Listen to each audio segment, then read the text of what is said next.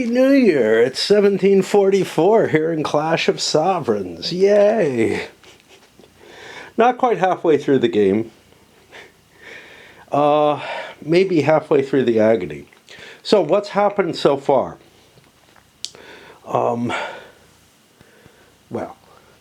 I don't know about so far, but recently, the French have been unable to take Hanover, and they have to do so to force the election of Charles VII, because the English have chosen an early pathway to stymieing his election.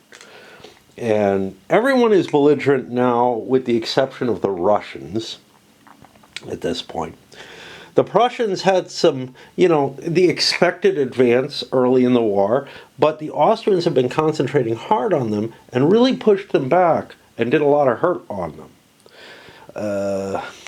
However, because the Austrian army was up in Saxony, who is now allied with the Pragmatics, and Silesia, the French Bavarian army was able to slip through, seize Vienna.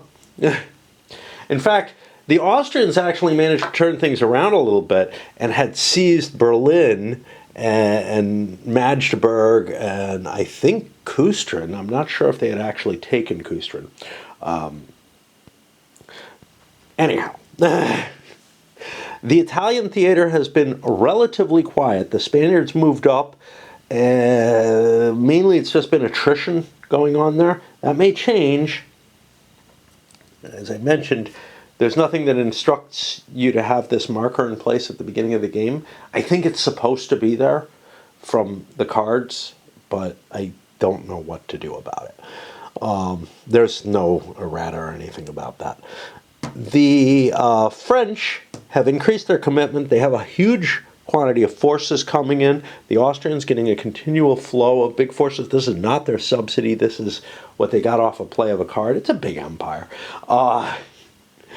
And so far, nothing's been able to be done against the Austrian Netherlands, but now the French are going to be able to attack it because of that card.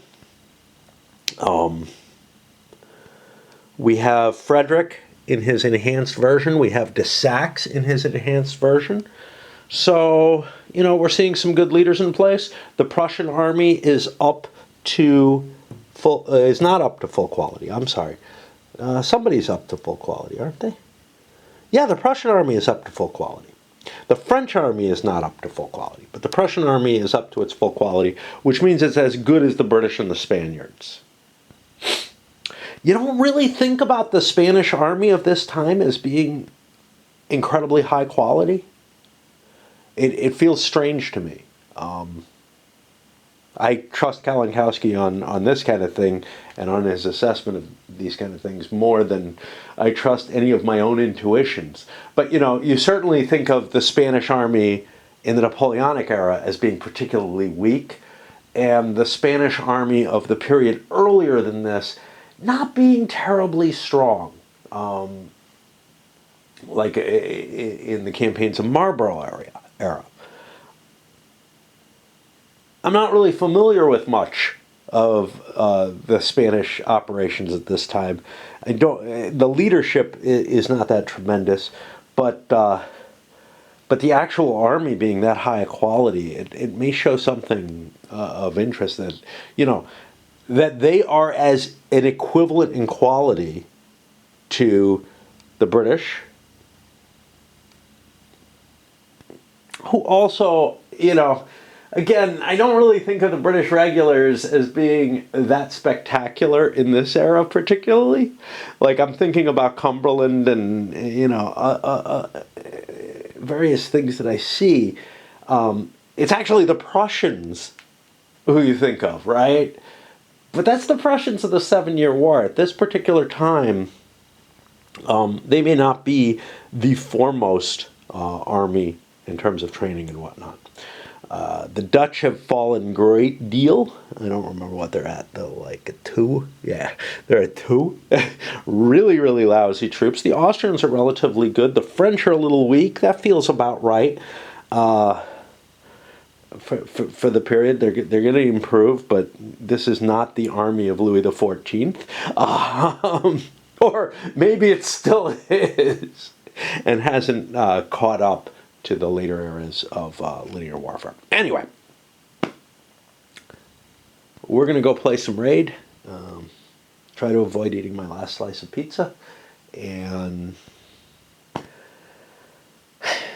same as I said earlier in the last video, might get a little bit in.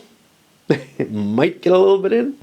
The late winter, there's not a lot that happens there. I don't think there are any campaign cards for it. So, yeah. It's interesting. Got to remember, this card, it's going to be removed from the game, but this gives the Bourbon powers a bonus activation worth, what, like 1 bonus activation. I think that means any size force. Not any size, but any size commander. We found some errata that I hadn't, well, I had found that errata before, but we found a piece of it that I had been violating, which is that 0-star leaders cannot have subordinate 0-star leaders. They're not, that would be too much like them commanding an army. It makes sense. I don't know why I didn't notice it the first time I skimmed through that. I was looking for other specific things. In this case, I was looking for something else in specific as well, but I saw it right there and I'm like, oh, didn't I just do that? And I had in a couple of cases. Both the Austrians and the French had done it. So, well, we'll worry about that. Yeah, or we'll ignore that and just let them get away with it. But it did mean that the Saxe was able to command an army that he shouldn't have been able to. And I think we had something over here under the Austrians that also was able to command an army that it shouldn't have been able to. They're able to use them as subordinate commanders, I think, in battle still. I'm not positive of that.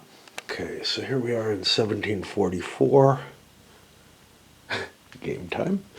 Real time, it's very early Sunday morning, like around 3 in the morning. Had to play a lot of Raid. Also, my recovery on Saturday is always painful. But yeah, I'm getting into a more and more depressive state. I lost a light bulb that I've kind of my last fluorescent light bulb in my living room. And that definitely hurts things. And I've been unwilling so far to get up on a chair and pull the stick and try to order one or try to go out and get one. Anyway, we're in the new year phase. Advance the turn marker, remove the fog of war. I think I already advanced the turn meter. But yeah, let's get these fog of war chits off here. And then I do a little shuffle. This is not sufficient for me to randomize, but it's sufficient that I don't know which one's where consciously, so if I roll a die, it'll work. Demote Conti in 1786. I don't think I have Conti. Yeah, he shows up this year. Okay.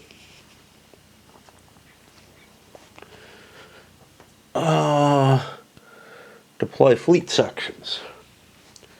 Do we get the leaders?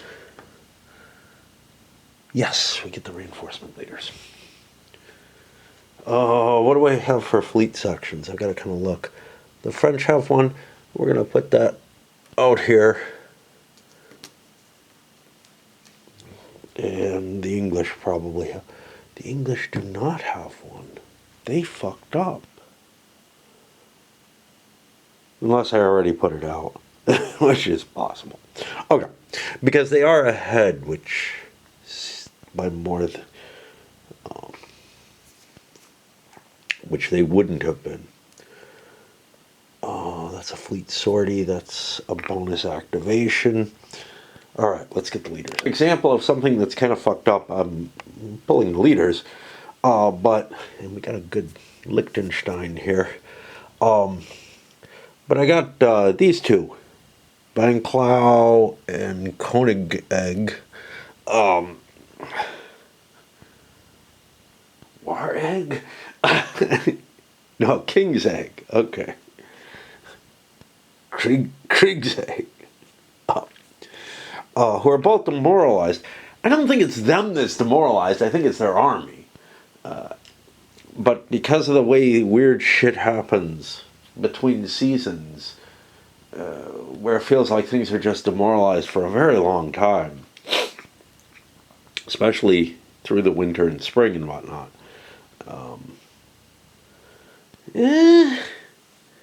You know what? Chicken butt. There's a rally segment in each of these. I think the Austrians actually have rallied. Because they are belligerent. Now, if you're not belligerent, you never recover your demoralization.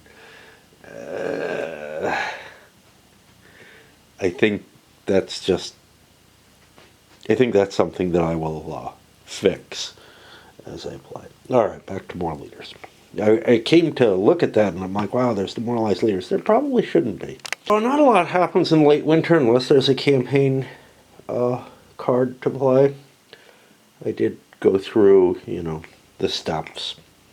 And those Austrians would have rallied. Nobody had a card they were able to play. This is going to be a painful period here. But, yeah, so depot removal. There was only one depot on the map. The French had the only depot up here where we needed it. And, I'm finding myself like, at the beginning of the game, you have a ton of depots all over the place. I'm finding myself not wanting, to waste the resources on depots. They're too expensive. Anyway, why do we have so few saved resources in play? I don't know. The Prussians, I feel like they should have some. I thought they discarded some cards. Oh well. Like these, I think were created, although they may have discarded some as well. The French have a huge pile coming. Anyway, it's time for us to get our reinforcements, and then we also get the base reinforcements as well. A couple of places where I fucked up. One of them was of no importance. Down here there was a pragmatic mixed force marker. Up here there should have been one too, though. Brown was able to do too much. He has some Saxons with him, which is obviously not great. To prevent me from having such large stacks, I'm gonna call, I don't know if this was a 1 or a 2.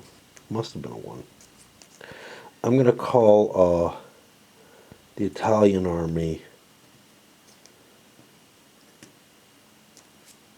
I'm going to switch and use the Piedmontese Italian army. I don't think it actually matters whose army it is. That gives me another one so that I can form a third Austrian army. I'm going to cheat a little bit here. I've started, because I have so many leaders to place and everything, they get placed in the reinforcement and then they get redeployed here. I'm going to do the leader redeployment.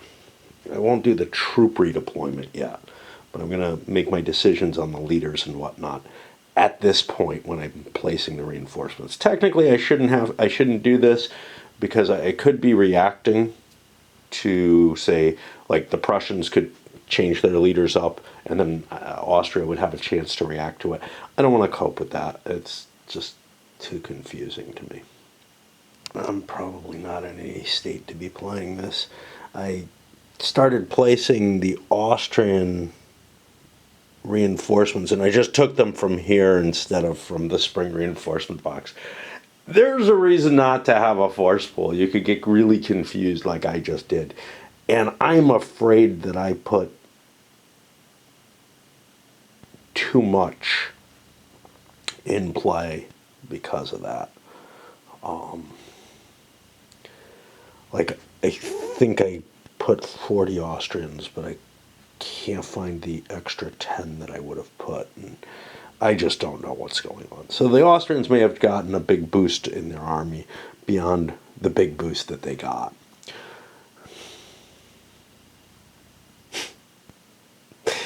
Yeah, it just is really painful to try to operate all the pieces, and I don't fucking know what the hell. See, the Spaniards, I moved all their forces here, but I shouldn't have. They've got more forces coming in. So I might shift some infantry and get more cav over there or something. I'm really like not in a good state to be facing this at this point. I think I made it through the redeployment segment. The most interesting of the powers is probably France, because they've got their forces spread out on so many different fronts. So I want to take a look at what they did. They had a big army coming in. It all has to come in France. I built it all under Belle-Île here as this Aux army. I've got Louis with him as a subordinate commander, because that's what it looks like it allows. There's nothing that says the kings can't be used normally. Maybe get him killed, and then I'm assuming he can't take command.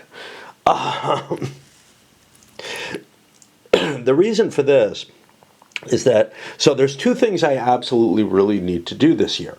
One is I need to take Hanover. So I've got de Saxe, the improved de Saxe, in charge of the Army of Flanders, which I could not reinforce, but with my best leadership there, if I can win Hanover, that's a big deal. That could win me the game. If I can't win Hanover, I start hitting problems with my reinforcements if I don't have Antwerp.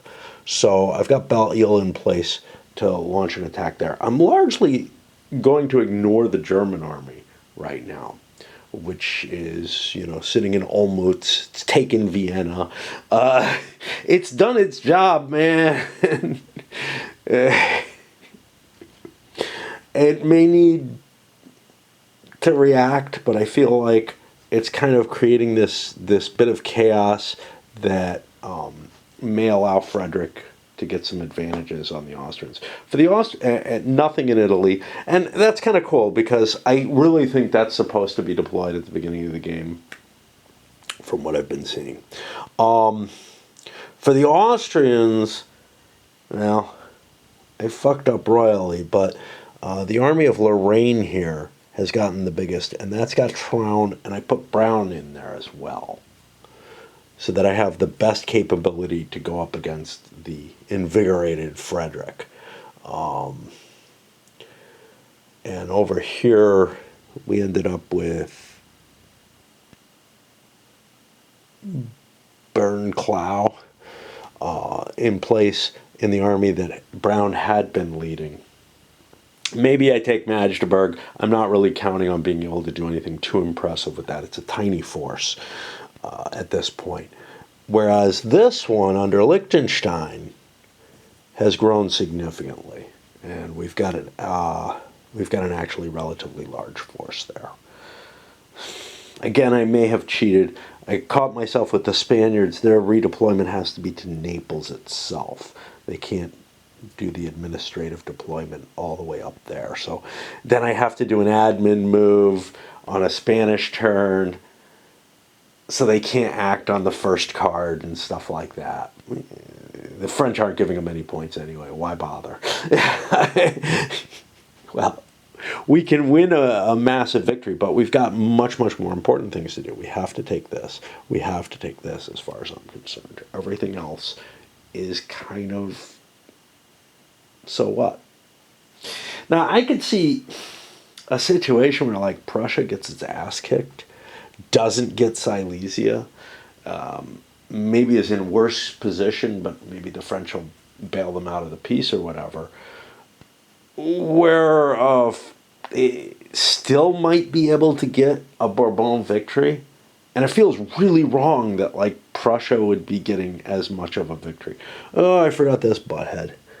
William. Here, let's put you over with the English. All right. We got extra Saxon leader, too. Just as bad as the last one. Weisenfels. I mean, it's better than nothing, I guess, but anyway. We're going to stop here because I fucked up too much and I'm just in no condition, I think, to be playing. Well, now it's Monday morning, barely again. Raid was again painful, but I did manage to get a couple of things done. I changed the light bulb in the bathroom. I didn't even know I had the bulbs. That's why I did it. It was down to one. I have two in there. I pulled one out and noticed, hey, I think I have something like this. So I replaced that. But I also got the stats or information, I think, for the bulbs in the living room. So I ordered 4 of them. They're not that expensive, but and had I known how small they were, I might have just gone out and tried to get them, but I don't know whether or not a place is going to have them. I've never seen these fuckers. They're like 2-foot long fluorescent bulbs. I know I could get the big ones, but anyway. With how far I've degenerated, I'm kind of impressed I actually got something done. Tomorrow I have to go shopping. Anyway, we're going to try to deal with what we can here, which I guess is the cards. And then maybe we do the spring phase. I don't know. I'm really not, I'm having such a hard time wanting to do this at all. Thing. And Prussia may be the worst in terms of size of deck. I pulled 3 cards. That's what's left. I got to pull 7 more. I have to shuffle this. These tiny little decks, and I don't know if it's especially hard. I think it is with the armored cards. They're definitely worse with a larger deck, but I think they're harder to deal with no matter how you cope with them. Anyway, it's one of the problems with some of these CDGs. Some of them, it's no big deal, right? But where individual powers have their own decks, quite often their decks are just too small for my taste. It's a minor thing. It really is compared to everything else. I start the tedious work of trying to decide. Prussia's lucky. They actually got themselves to exactly 12 cards after the draw. I kind of engineer these things as much as I can. But I noticed, oops, I forgot somebody, so I gotta figure out this French leadership again. Like, this whole spring administrative is a combination of mechanical, kind of annoying tasks, reshuffling, stuff like that. Okay, whatever. But also a lot of planning and thinking and comparing, reading all the cards and thinking about, what you're going to want to do. I don't know how that works gameplay-wise. Like, to me, it's probably a little too much thought, but I could see some people really being into optimizing, their plans for the future with the hand of cards. But in terms of narrative, it's absolutely worthless. You're busy planning rather than watching the world unfold. I don't know. I think there was something else I wanted to say, but I don't remember what it was. Turns out I had already planned for him. I had a place for him that nobody was in command of in the German army. Yeah, I had some lesser people there, but yeah, weird. It's like I knew where he was going and then just forgot about his existence or something. Okay, so now this sucks. And I wouldn't have known if I hadn't drawn it. I have the maneuvers and training card. which I must have played already because my armies are size 5. But it's not written down, right? I think I've complained about this already, but I'm holding this Triumph of the Will, and I look at it, play 1744 or later after maneuvers and training. I think, oh, I thought I played maneuvers and training. Maybe I held it, whatever. And I look here, and it's not on here. I'm like, okay, that's not cool. But it really isn't cool.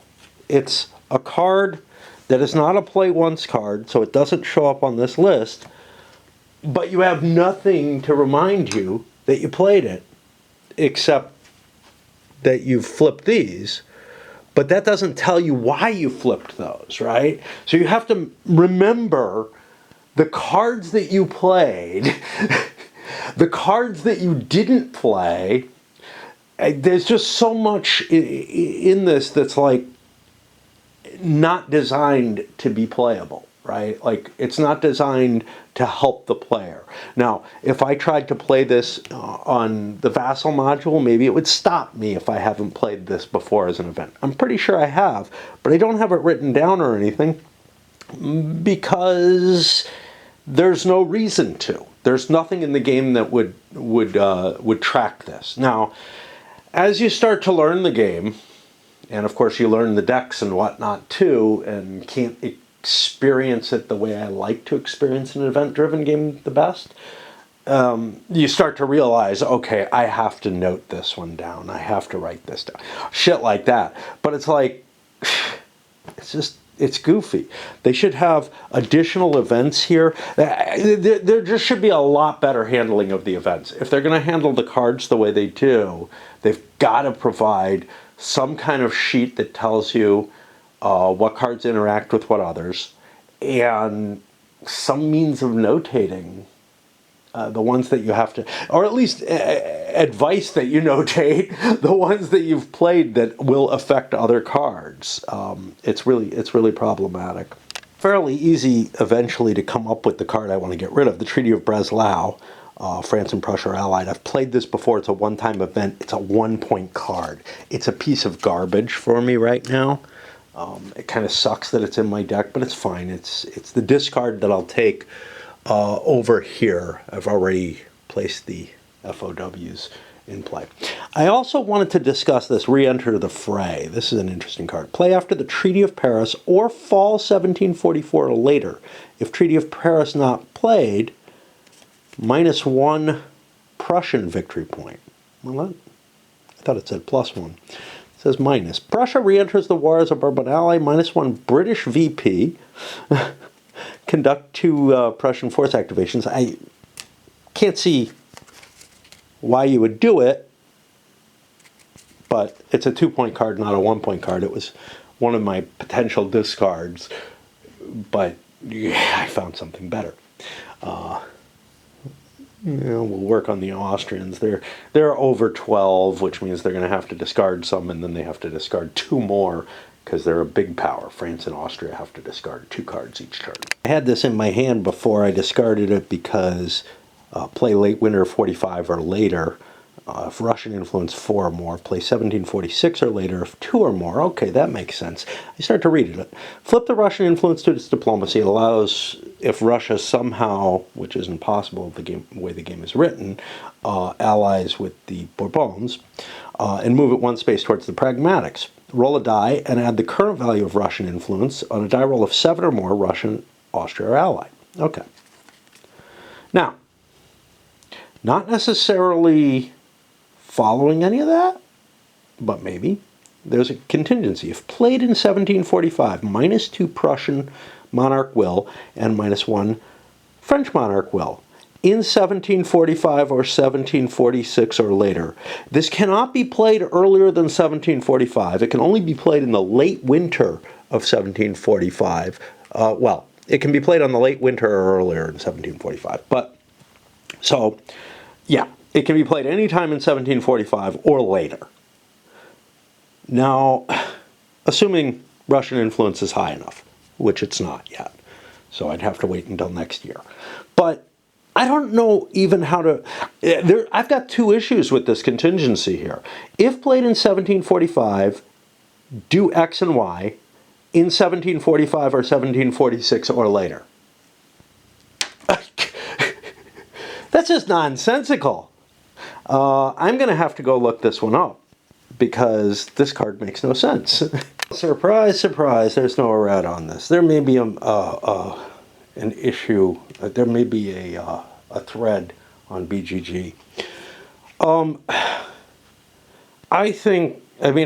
reading. So the first question is, if played in 1745, I'm assuming that's if you play this card, no matter what effects it has, whether Russia is allied or not. But I would have some question about that no matter what. The other thing, though, is this final sentence is just nonsensical. I mean, if played in 1745, do these in 1745 or 1746 or later.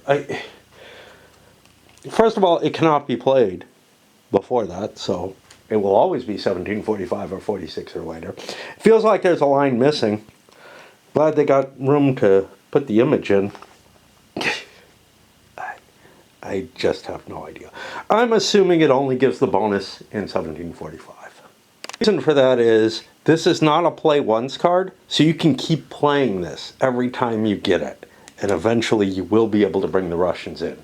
So the pain of it, you know, like, you wouldn't want the victory points to be or monarch will to be being modified again and again and again. It's bad enough you're getting multiple chances to bring the Russians in. And it's enough that the two empresses are, you know, colluding to some extent to cause the morale. So, yeah, I don't know. To another fun example, this one. Play after Lechardy's Folly, I think. It's unreadable.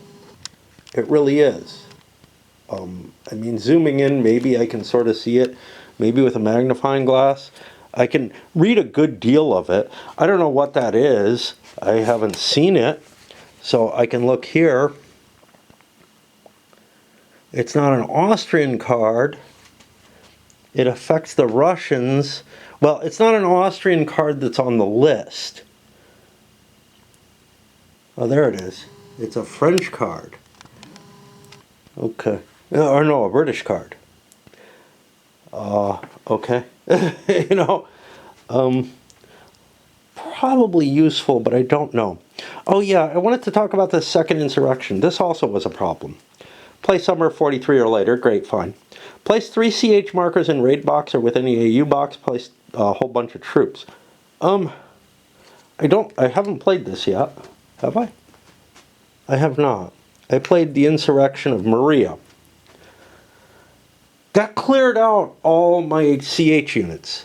That took them all off the board. Now, maybe one or the other can do that, and this will give me more troops or whatever, but the second insurrection doesn't give you more CH units. I don't know, there's something that eliminates them, and it may eliminate them permanently.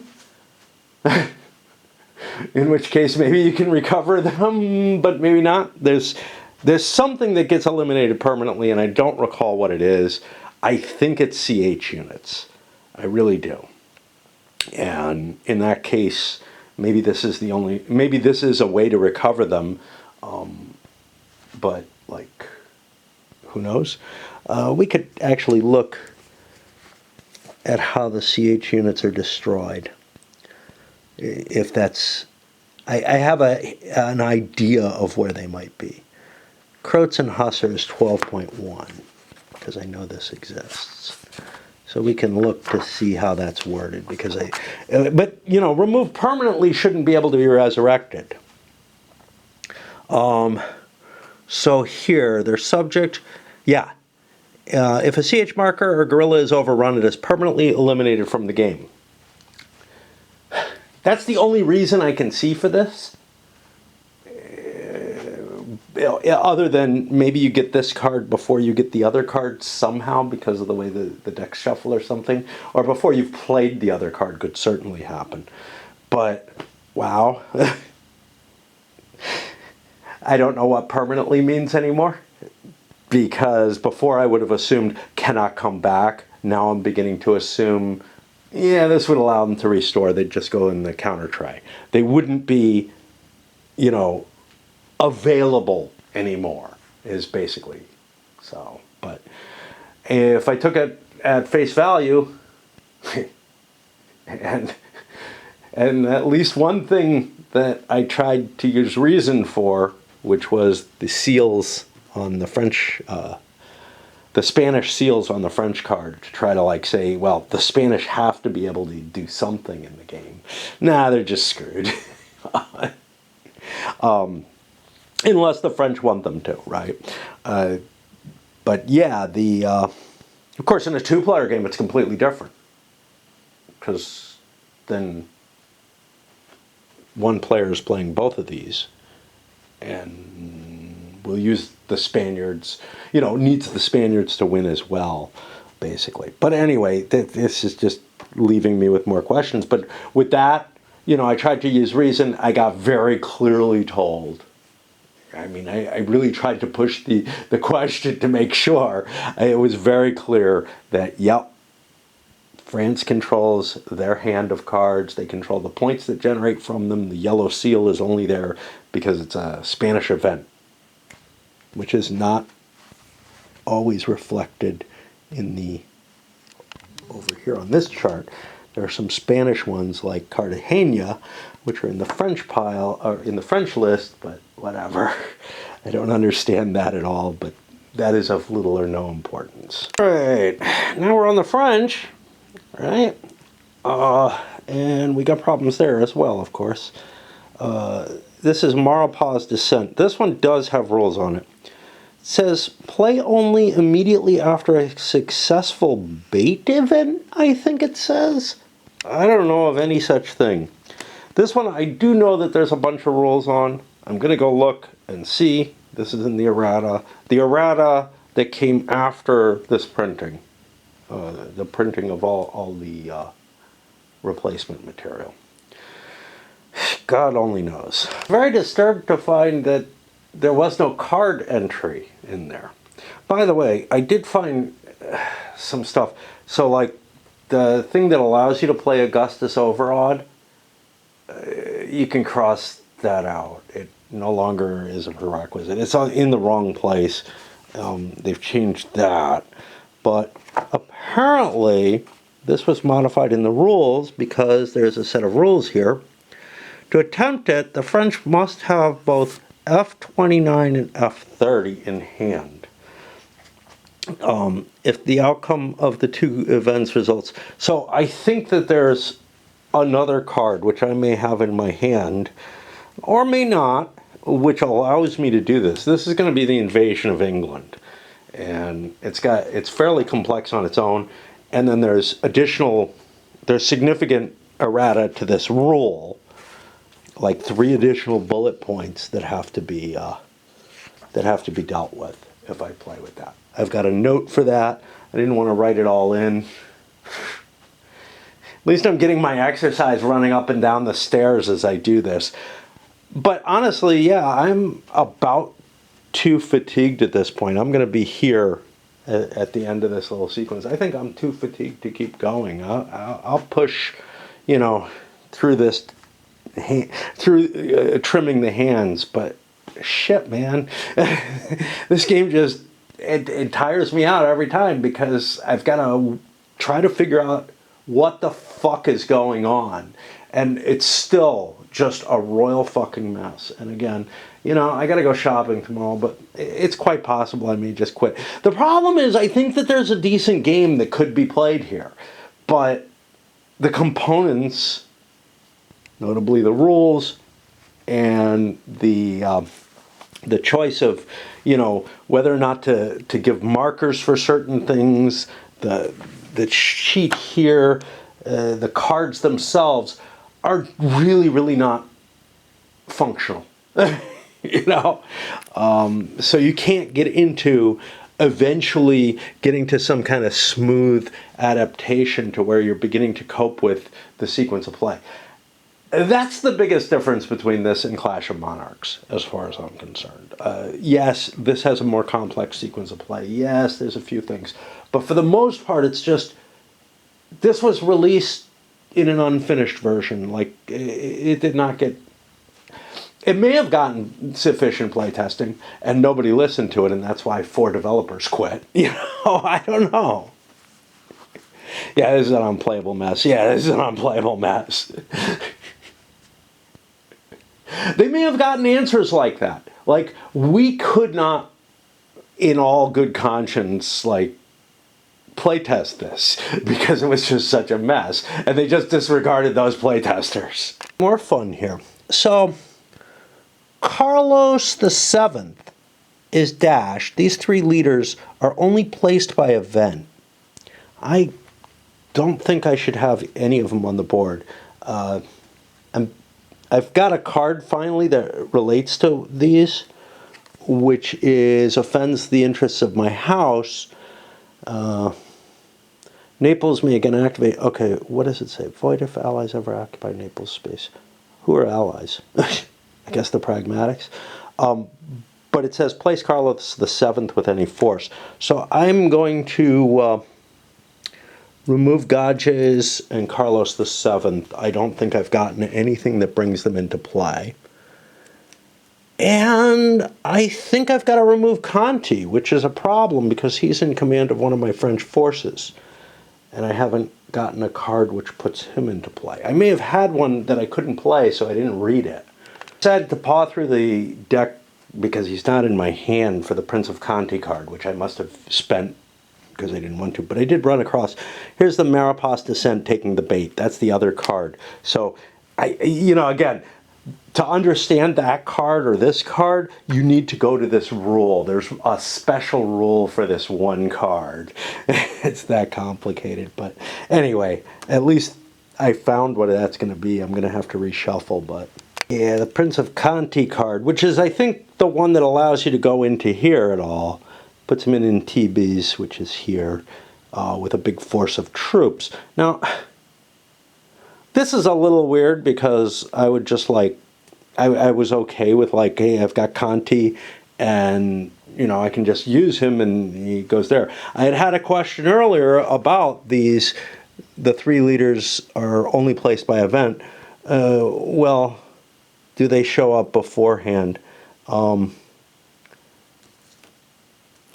Apparently, they do not.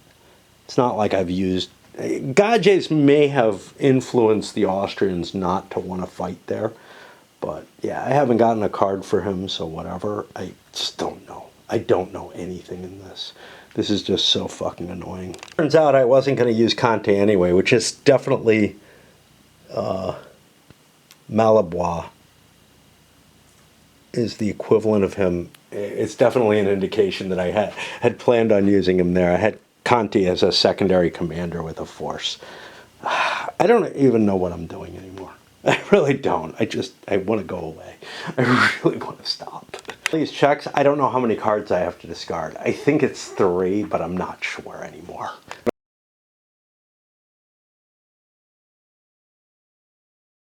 It was 4, some hard choices.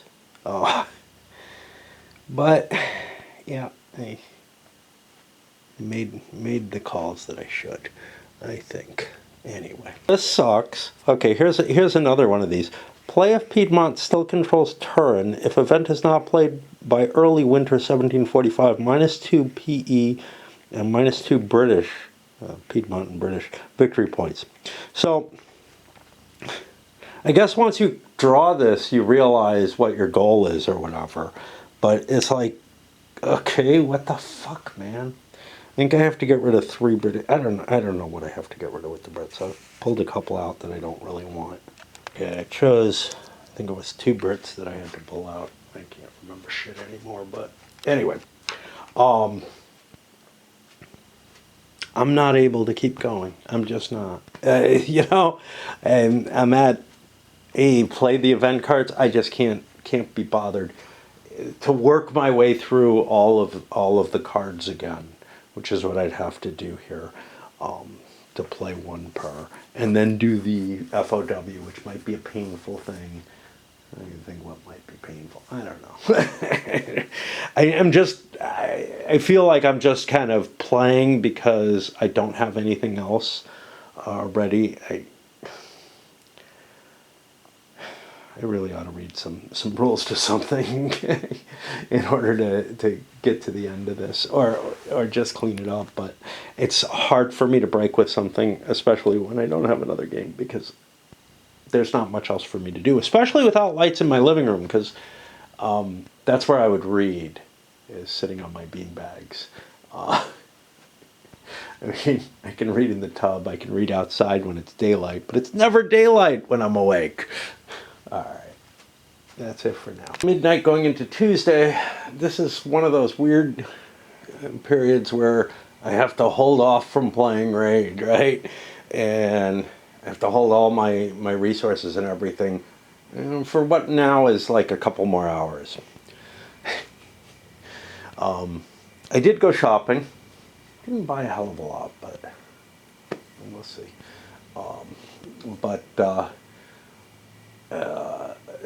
That's a good thing, I guess. But then I've been spending as much of the day either sleeping or eating or watching videos and eating or whatever that I can in order to avoid coming down here for this.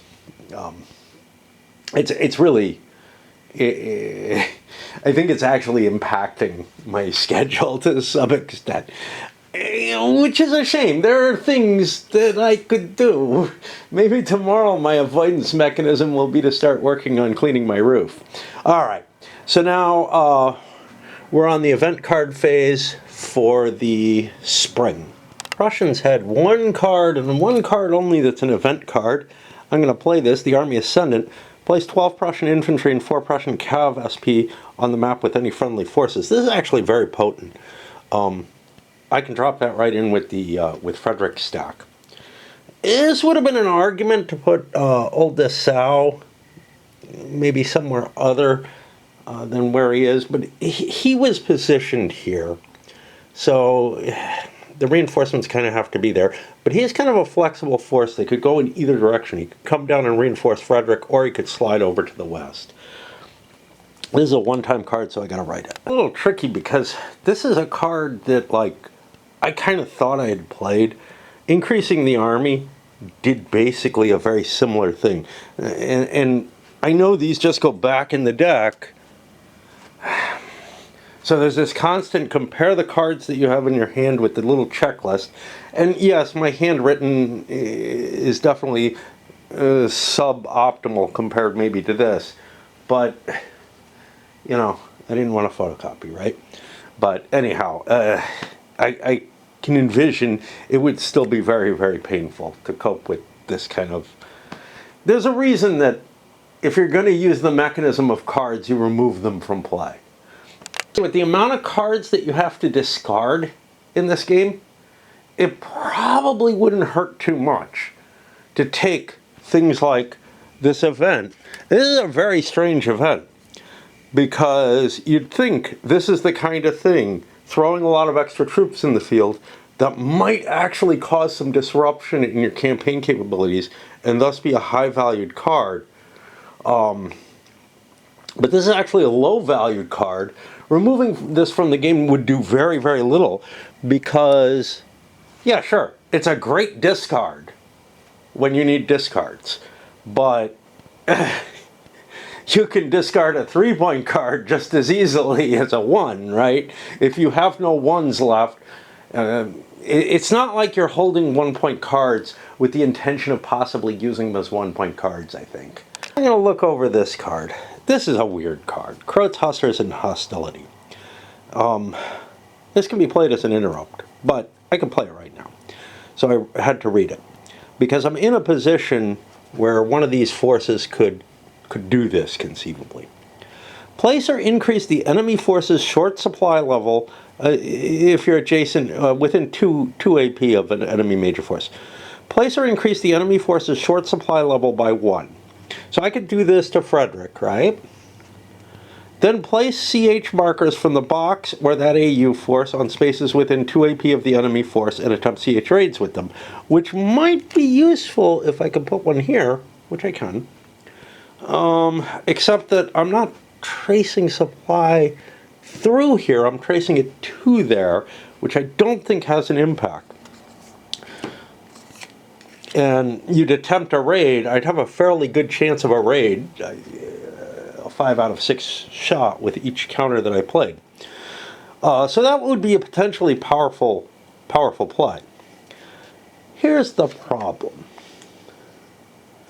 If I placed a short supply on this, he's in supply when I place it. Now let's look at, again, the supply rules and see what the implications of that are, because it actually has some, and they're weird. Okay? They're very, very weird. Okay, the supply state worsens because of that card.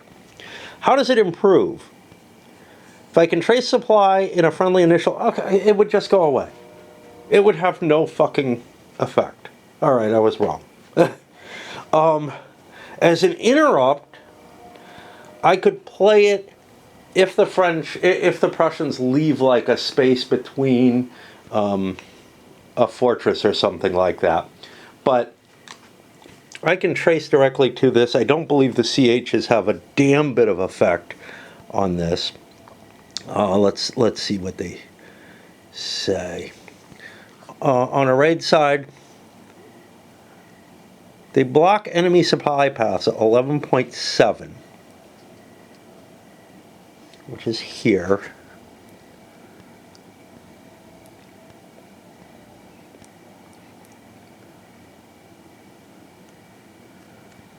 Occupies a space in the supply path.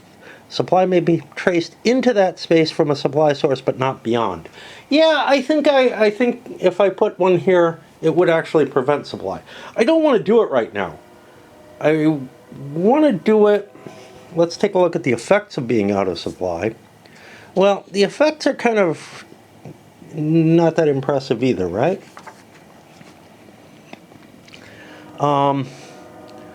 Subtracted from AP allowance, okay. Subtracted from siege and battle die rolls. Yeah, I could drop them out of supply immediately before a battle. That would be of some value. I didn't realize that. The marker is increased when the attrition FOW. Forces that remain in short supply in the final supply segment lose SP equal to the value of the short supply marker. Now, how does the attrition marker work? I think I might be able to play this during the attrition FOW, actually. Let's see. Fortunes of War attrition. When it is revealed, check the supply state of every major force and place or increase. Those cannot. No, it wouldn't increase.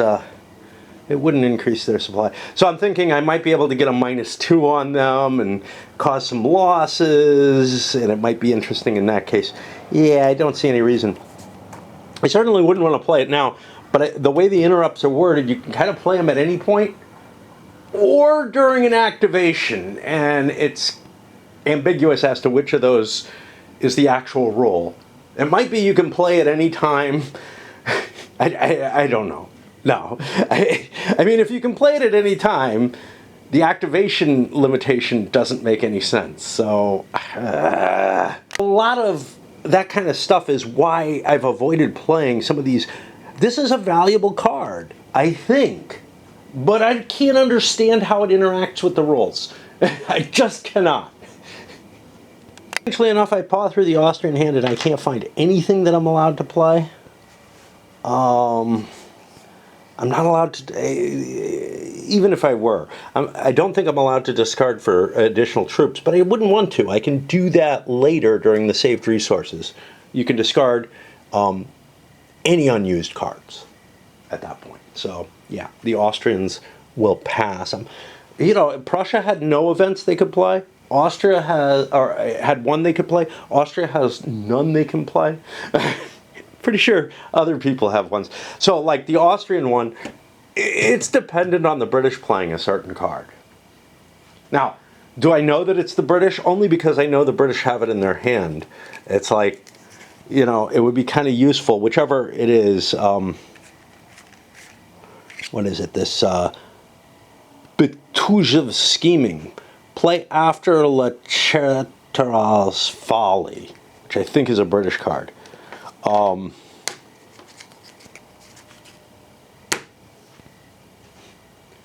I have no idea who holds that card, right?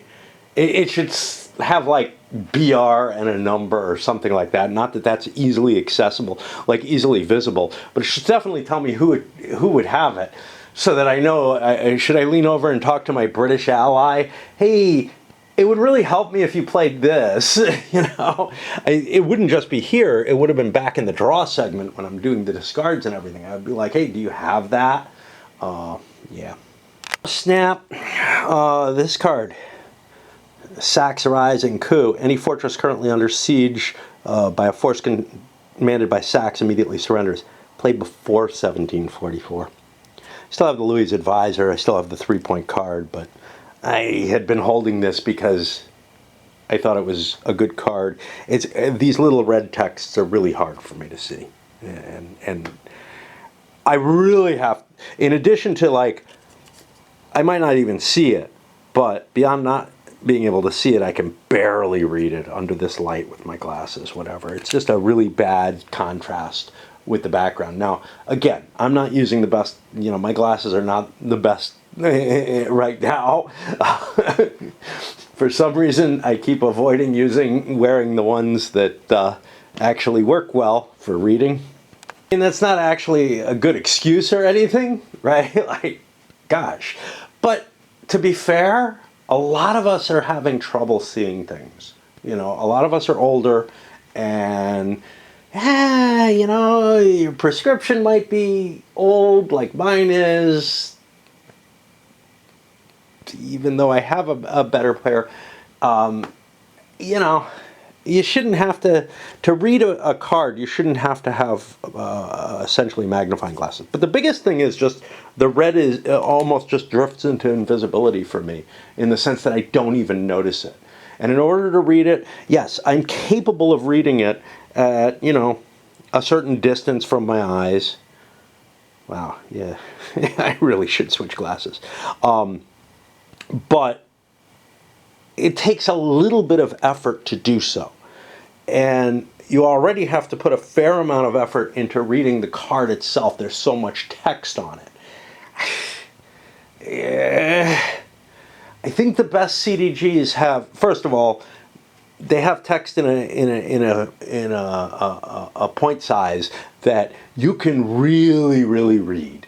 You know, I mean, if you think about Here I Stand or something like that, there's just not these walls of text on card after card after card.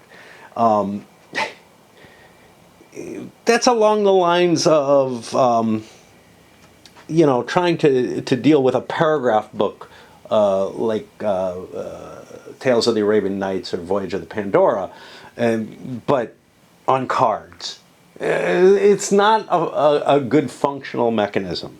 It really isn't. If you've got to put that much wording in on your cards, cards may not be the answer.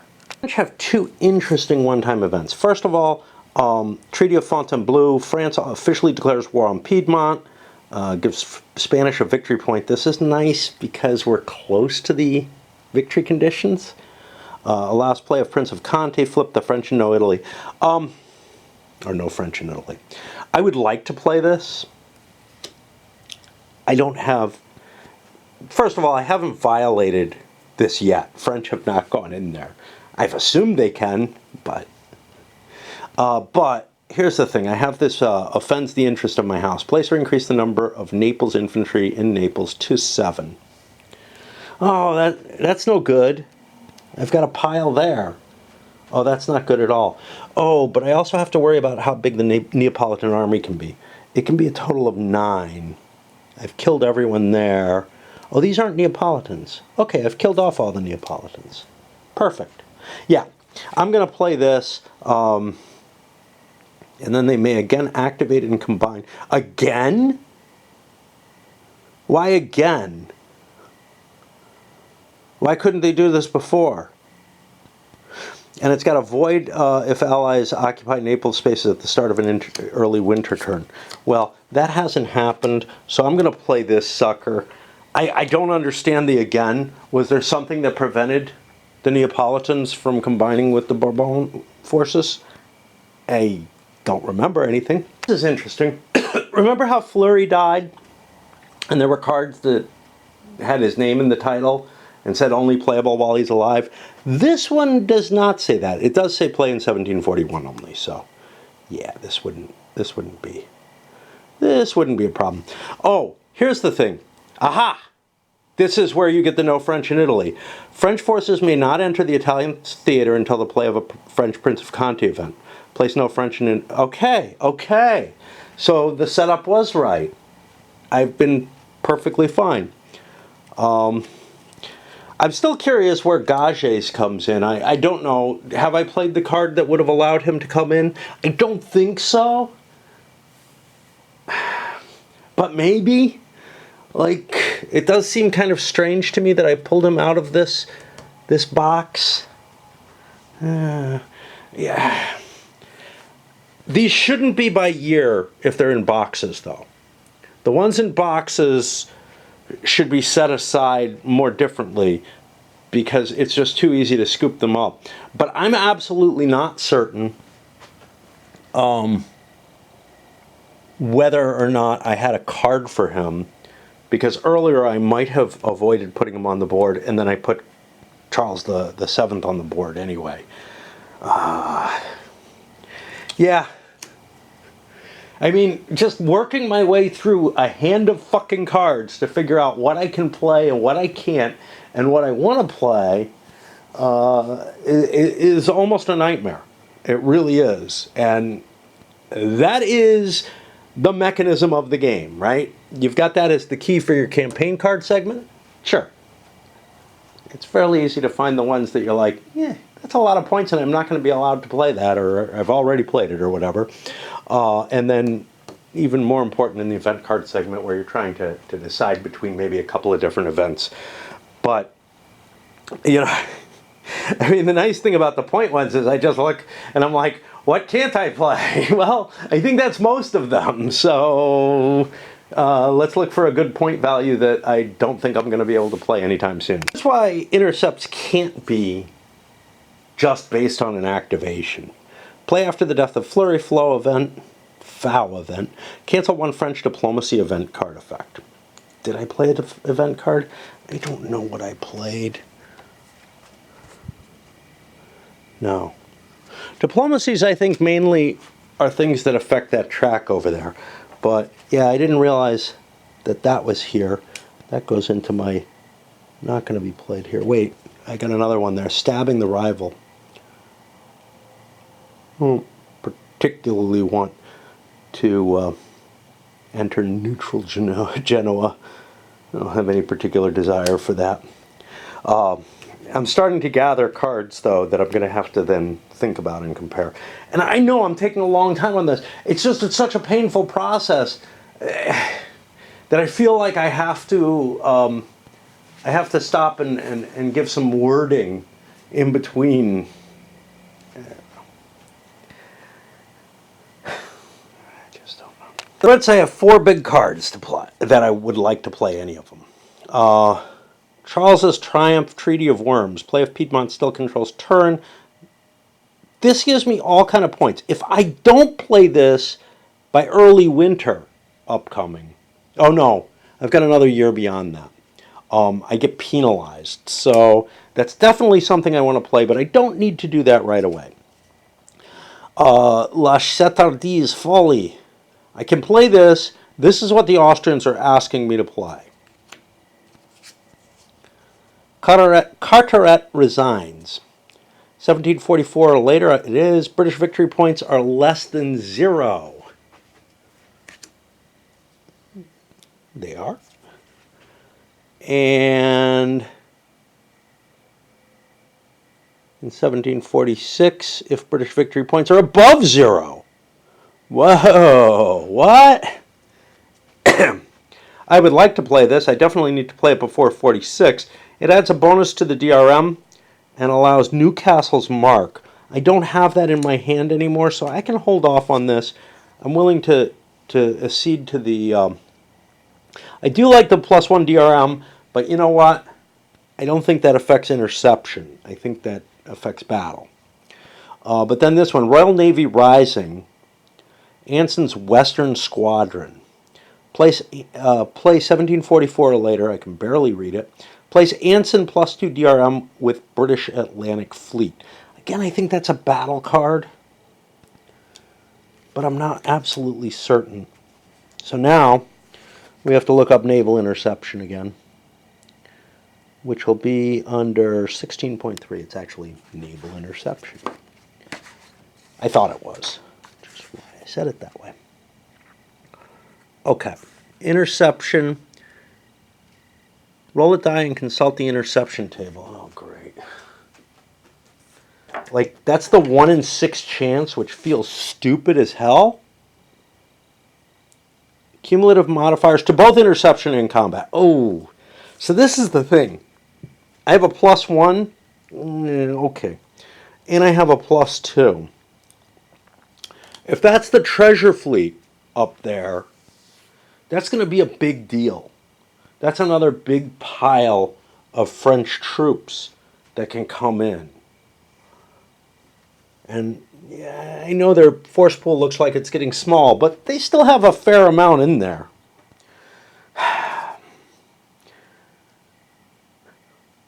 Austria, how badly do you want me to play this? How big a deal is it? Well, let's talk to Austria. So Austria,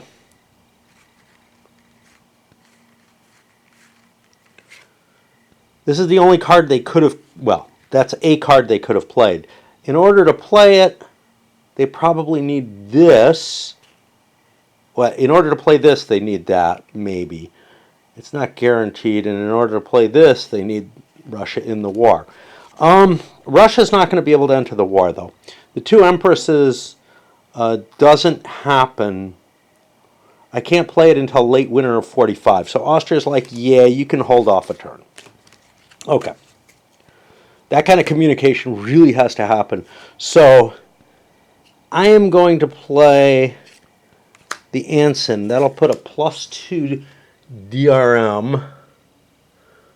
I gotta find Anson. He's somewhere up here. Yep, they gave us counters for some things. Okay. Is this the Western Squadron? Place Anson +2 DRM. I've got a Western Squadron +2. Got a Hawk +3, a Carteret +1. I don't see Anson. You'd think he'd be British.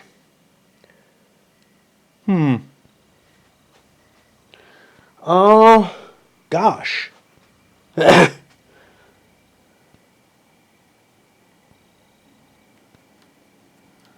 Subsidy to Austria. What? See, this is there. There's 2 counters for it. What the fuck, man? A somewhat similar Bavarian subsidy. There's only 1 counter. Looks like this. I think the same with the Spanish, right? Do they have a subsidy? Somebody else has a subsidy marker, don't they? Piedmont does. We have Carteret's Piedmont subsidy, and Piedmont has a Piedmont subsidy. Wow, they have multiple counters. Okay, so there's Carteret's Piedmont subsidy, there's a Piedmont subsidy that's Piedmontese in color, and then there's this which gives the troops on it. I don't know why they need so many counters for any of these, but I also don't know why I can't find the +2 counter that I want for Anson. I'm not saying it's not in here. It might be. These are all the sorties. I just don't know where it would be.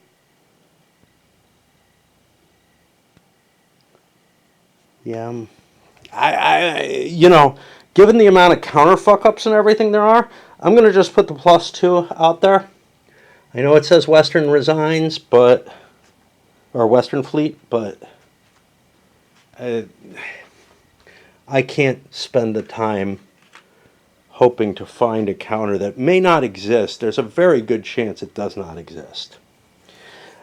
You know, if there were counters for everything, this would kind of make sense. This is the one the Brits need to remind them that they're doing a subsidy. And this one reminds the Austrians what they get from the subsidy. But as it stands, there aren't counters for everything. I keep stopping at the beginning, Royal Naval Rising, Anson. I expect it to say Anson like the other one says Hawk, Western Squadron. So that is the right counter for this.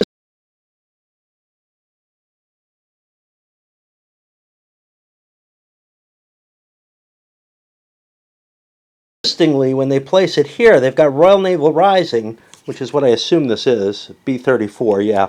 But then they have Royal Naval Rising Hawk.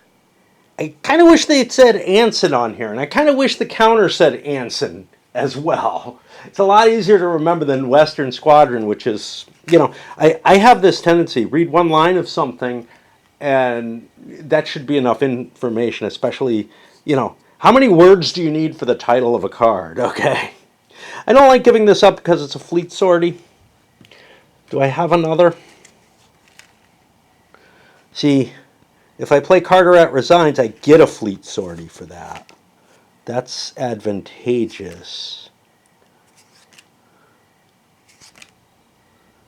I don't have another fleet sortie. Shit. I think I want to play Carteret, to tell you the truth, because that gives me a fleet sortie. No, it's only if I play it for points. Okay. Shit. Shit. Did I write it down already? I did not. See, I have no way to intercept with the cards I'm holding if I play this card. I actually kind of have to play a card for points at some point when it's a point time. That gives me ghost chips on the bottom. Able subordinate. See, that's a good card. Oh man, they're giving me a heartache here. I got to try to figure out what I want to do. I have a negotiations, but this is garbage. I could move the Russians, but we don't consider that all that important. Yeah, this is my only fleet sortie. So I'm going to hold on to this and switch to the Carteret Resigns instead. I think that's a more valuable thing. So we've played through another segment of the game. I need to break. I'll do the Fortunes of War first, though. And that is the Treasure Fleet. I chose correctly. All right. The French have a sortie here. They may rather play a card and hold that. I'll look at my hand. It might be valuable to have a sortie here. Why would it be? Well, because I have to get rid of my hand of cards each turn. I have a fleet sortie, but I want to use this because this is a -3 to fleet interception. So if he does intercept me, it's a problem. So I'm going to use the counter. And if the Brits do an interception, I'll play this. That'll prevent them from getting one. But I'm looking at this and I realize, wow, I think that's a ship down there. That doesn't look like the other ships in the game. And now I'm like, is that a ship? The other ships are... Oh no, that one's kind of dark too. See, some of them are kind of light. If they're on a light background, they come out whiter. If they're on a dark... It's really, really... The graphics are horrible in this game. Okay, so the French are going to play... What is this? This is the card that I'm not playing. The French are going to play their sortie counter. which means the Brits have to play a sortie card. And there goes my hawk. And that kind of makes sense because he's out patrolling. He would give you a warning as to what's going on here. But then the French are going to play this. That gives a -3 on the table. Remember, I need a 6 to succeed. And I'm at +1 and -3. I can't get a 6. So the treasure fleet comes and the 20 infantry et al. Come through. We're going to plug this back in. We'll do the administrative stuff of getting the cards where they belong and everything. But yeah, it's break time. Kind of bright spot. Yeah, I have about another hour to go. But, you know, I didn't spend very long. I spent about 10 minutes. That's a good sign. That's when a game isn't being too troublesome. Is when I know I gripe and everything, but when I go up, I take a break and I come back down not long after because I can't stand just watching video. Now, if it were daylight out, I'd be sitting out on the porch reading. But here we have the Prussians played a 3-point card that'll allow them to move both their major armies. I'm going to move Frederick down, see what happens, and then react with old Dessauer. So, yeah, I've spent one of these. Okay. But the Austrians are going to play this Croats and Hussars but the conditions on it is 2 or more CH markers are in the CH raid box or with an Austrian force within 2 AP. I'm assuming that can be additive. So now in order to do this effectively, I've got to put both of those in there. This comes from the Army of Lorraine. Those come in here. And now I'm allowed to raid, right? And attempt CH raids with them. I think I have to attempt with both of them. That's fine. I wouldn't have to put them both there, but that's going to block things. And the important thing is there's a -1 to the battle roll here, and that costs him an action point, which is a big deal. So let's look at the CHs. I know I just looked this up, but I just looked it up not while I was, Okay, so how do I get to successful raid? Well, a die. Result is greater than the number of SPs. Okay, so one of them is on its raid side, one of them is not. It doesn't really matter which is which. That means he's also out of supply. I just cut his supply, in addition to putting that SS marker there. Which means supply state has just worsened because enemy forces moved into a space. A CH or guerrilla successful occupies a space on the supply path. Supply may be traced into that space from a supply source, but not beyond that space. I think that cuts that down. That drops it to an SS -2, which is getting a lot worse. I think I have to fight. I don't think I'm allowed to back up and head back to get it into supply. I'm not positive of that, though. Like, I had to have a point to fight a battle to go into that space. I had that. Now, I lost a point. That might have frozen me if I was low on points. But now we're in a weird situation because I would rather not fight this battle under these conditions. Can I turn around and leave? And that is a big, interesting question. I think I must fight. I think I must fight, which is not a good situation. I'll get rid of this. And that means we go through the battle sequence here. so I have to spend an AP. I moved in, and we have equal whatever. Int. What is int? Initiative. So,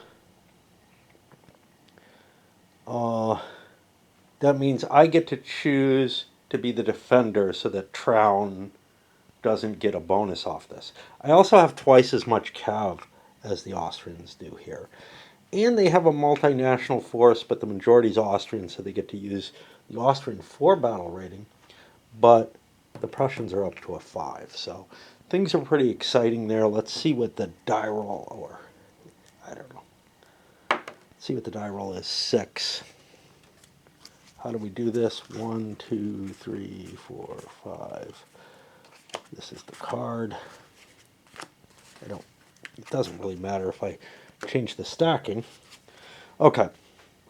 So this is a normal land battle with no effect.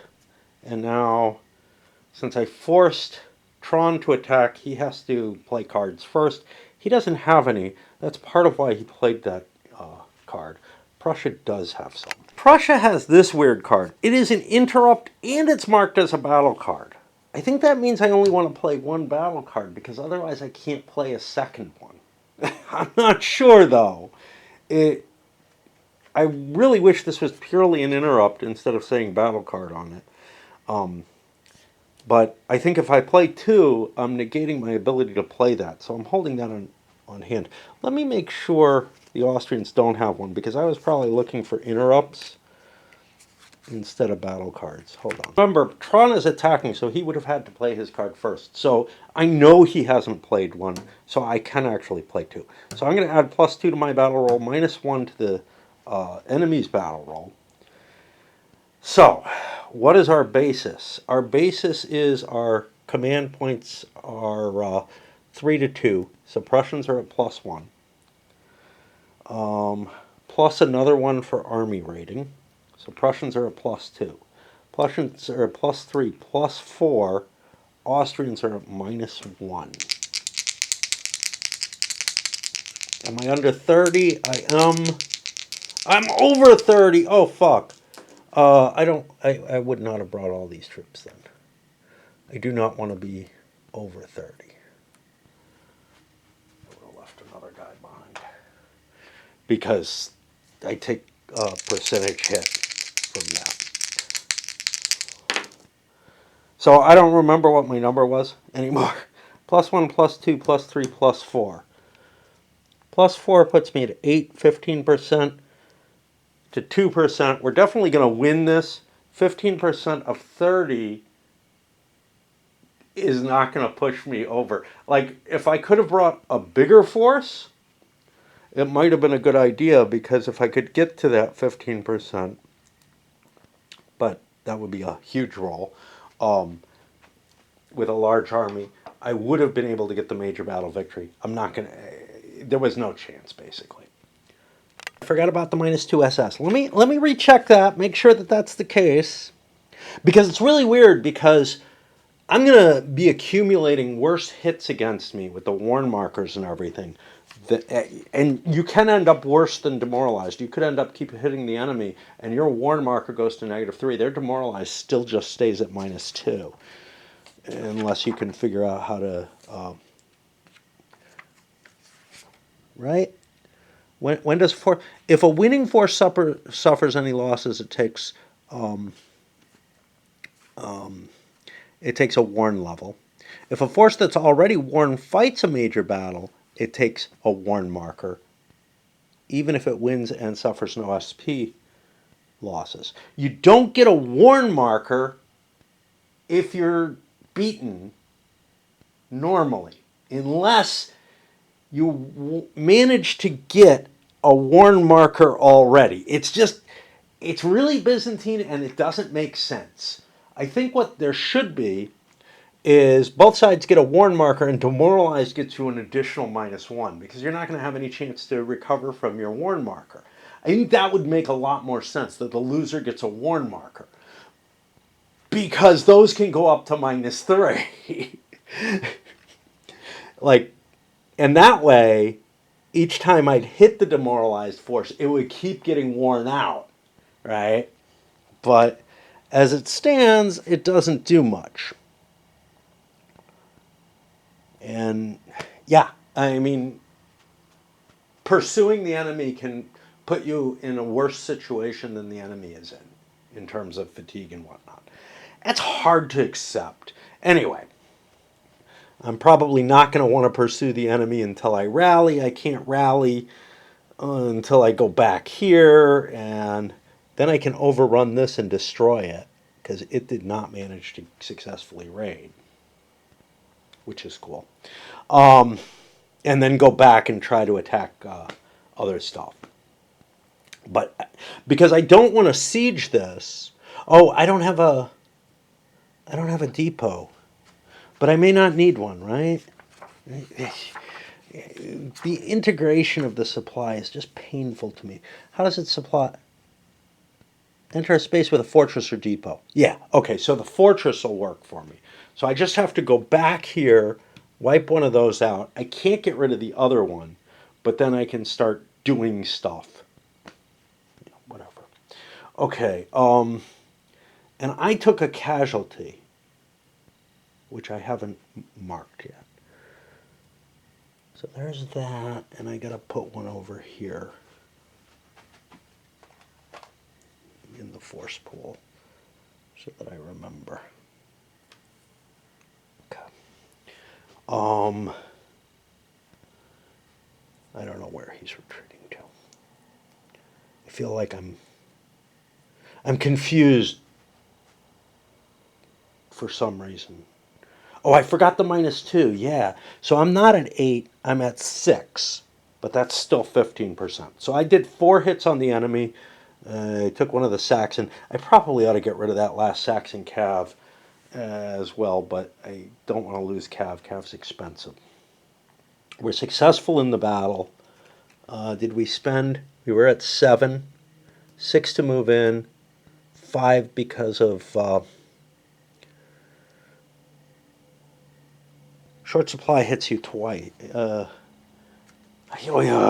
think I got hit with another short supply, right? So that second short supply I think hits me as well, doesn't it? Yes. So that was that, and then the battle gets me to there. So I've used up a lot of activity on attacking. That is a devastating card, and I should have used them earlier. No question about it. Of course, it felt like the Austrians were doing pretty well, so I didn't feel like I had to dig in for such kind of rules. But now it's feeling like the Bourbons as a whole are doing pretty well. Where do I retreat to? It's got to be nearest fortress. Kind of doesn't matter.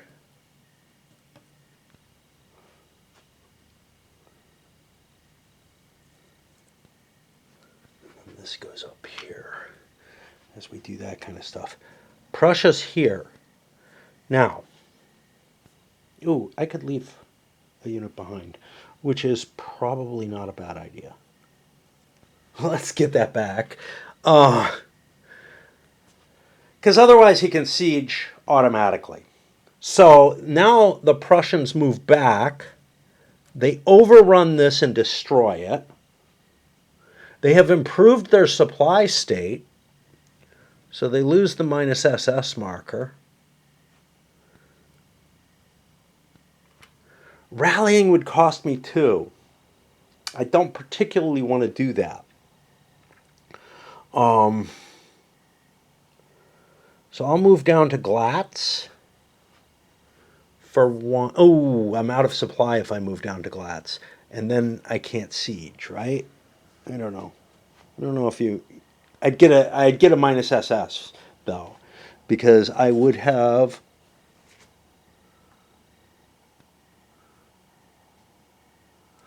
Huh. Oh, I'm not allowed to move out of supply. That's what it is. Yeah, so that kind of sucks. I'll rally. And we'll take these 2 back in. Okay, so Frederick did not do much. And rallying, I don't need to rally. Fuck that. Um, let's move up to Glogau. Let's put that strength point back. This one was here. Move back to Glogau. Let's get that strength point.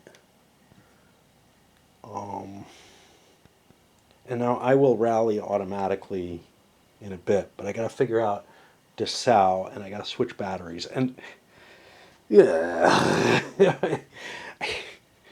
the amount of rules checkups I have to make on trying to understand the supply system, because it's counterintuitive between the supply and the combat wearing and all that. It is all just such a pain. It really is. Those troops I was pulling in and out, they were from the Prussian army second box. It's very easy to get fucked up when you're dealing with, holding boxes of this nature. I found the ones in Empires and Empires and Arms definitely. I found the ones in War and Peace as well to be easier to cope with somehow. I don't know why. I'm just having a hellish time. Actually, you don't have holding boxes for the armies there. You have them in Empires and Arms. For whatever reason, and some of it is, I think, because these are, sitting on the map. That is just annoying. Like, I've got British troops spilling all over the place. Why? Well, because they have like 8 different nationalities here. I don't know. But not 8 different nationalities. There's 1, 2, 3, 4, 5 different nationalities. Close. 5 different nationalities, but with different counter numbers on them all. It's such a polyglot force. But anyway, I am finding that to be more troubling here. Some of it may just be the amount of confusion that the rest of the game is putting, that this burden is a little bit more. But some of it's that it's on the map and not on an off-board sheet that I deal with. Yeah, it's just, I don't know. It's just harder to see. But yeah, I mean, the fact that there's 2 different boxes here is kind of weird. I'm more used to it with the French. Had a little trouble with the Austrians with a box over here. I don't know. I wish the Austrians were together and the Italians were up here. That would make life a little easier too, but whatever. But yeah, I have to decide what to do with this hour. I think I may want to go pick on the the Allied army there, because this is too big for me and it has Traun. Yeah, he's disordered. That's a -2 off something or other. Oh, I don't know if it's a -2 off the base value. You'd think I'd have had to have looked this up before, or if it's a -2 off. It's a -2 DRM to its siege and defensive battle rolls, so it's worse at inflicting casualties. So it would be kind of a pursuit type situation where I wouldn't take much loss. But here's the thing: this is so vital right now. Frederick was too far away, so using him for that didn't make a lot of sense. But I think hitting Traun, a better commander, doesn't seem like a great idea. Of course, the Brits might have more cards. Pretty sure the Austrians don't have a hell of a lot right now. I would be able to trace through here, but I wouldn't be able to trace through anywhere else, and I have not set myself up by buying a depot. It's a hard thing. So I can't trace from here because there's this stupid thing in my way. This is too far, and I didn't take Glogau. Oh no, I own Glogau. Okay, I can trace out of Glogau. So, yeah, the Austrians might have wanted to cover that, but they wanted to make sure they got this, because the battle was down here, yeah. So I could actually trace through Glogau, but I still think that the Brits are too important for me, and I want to push for them. If battle is a no effect, Allied army is actually larger, but it's not bigger than 30, which is a shame. We are attacking it at +1 for leadership. Well, we'll be defending. We're going to go attack Hanover and defend against the Brits on our way in. We're going to defend them out of our way. Nobody has any cards they want to or can play, which means we're looking at a simple +1 because the army ratings are both 5 in this case. +1 for the Prussians. Not good. Ugh. So that's going to be 10% each. I think the Brits are going to win the battle, but we'll see. Nice if I could have beaten them. As it stands, I have enough points to recover if I so desired. I could come down here and try to fight the army of Austria, but it's too big for me to really cope with. So, I don't know about cav. We were even on cav here. The army of Austria would have more cav than me.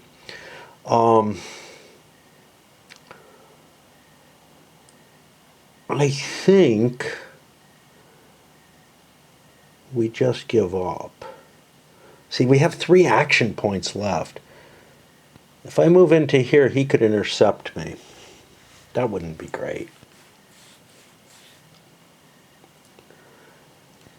If I fall back to here, then I'm able to rally both my armies. Do I want to do that? I don't actually have to go there. I could go here. And we rally both armies. And that's the Prussian action. And that was fatiguing enough that once again, not surprisingly, I am going to move this to the Austrian action for the turn and stop. Didn't get a lot done there. Did not get a lot done. And now, Breslau is a pain in the ass for me. I got no way to get rid of that. Like, he's got Breslau fucked up for me. I was able to overrun that, the unit that wasn't able to successfully raid. But the unit that was has really kind of screwed me up.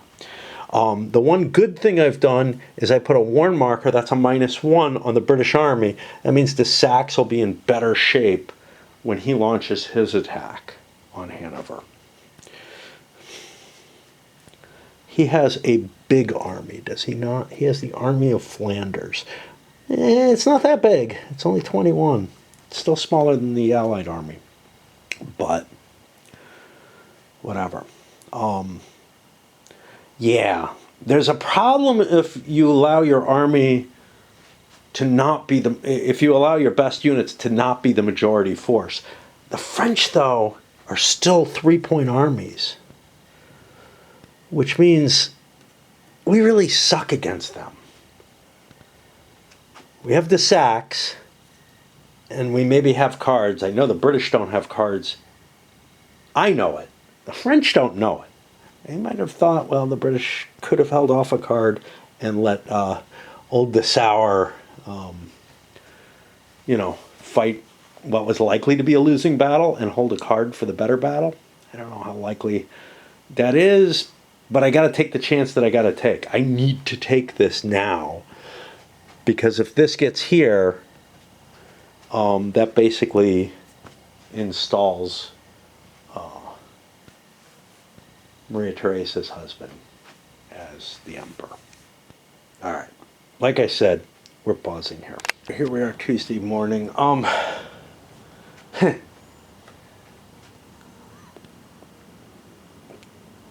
Up during the day.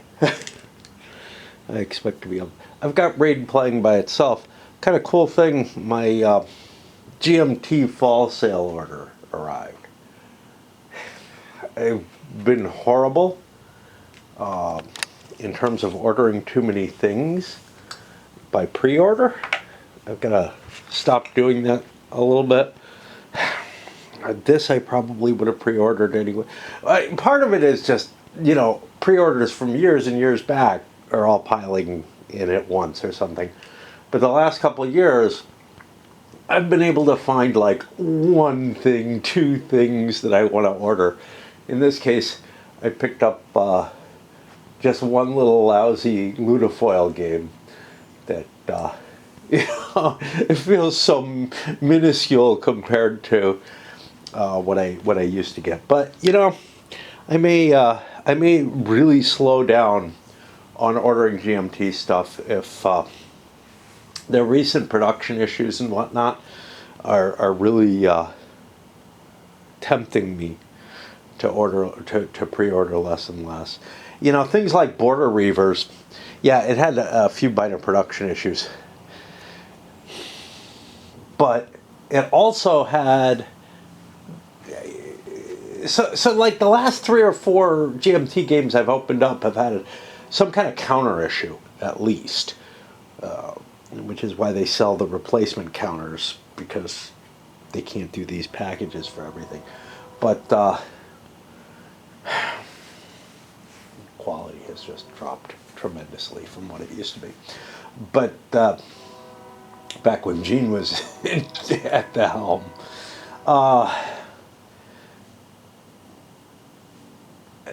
but I used to always use the fall sale to catch up on the things that I missed, or older games that I didn't pre-order that I'm like, this has been well received or whatever.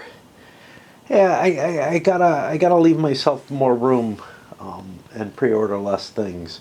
It's hard though, because again, everything flooded at once. Anyway, here we are.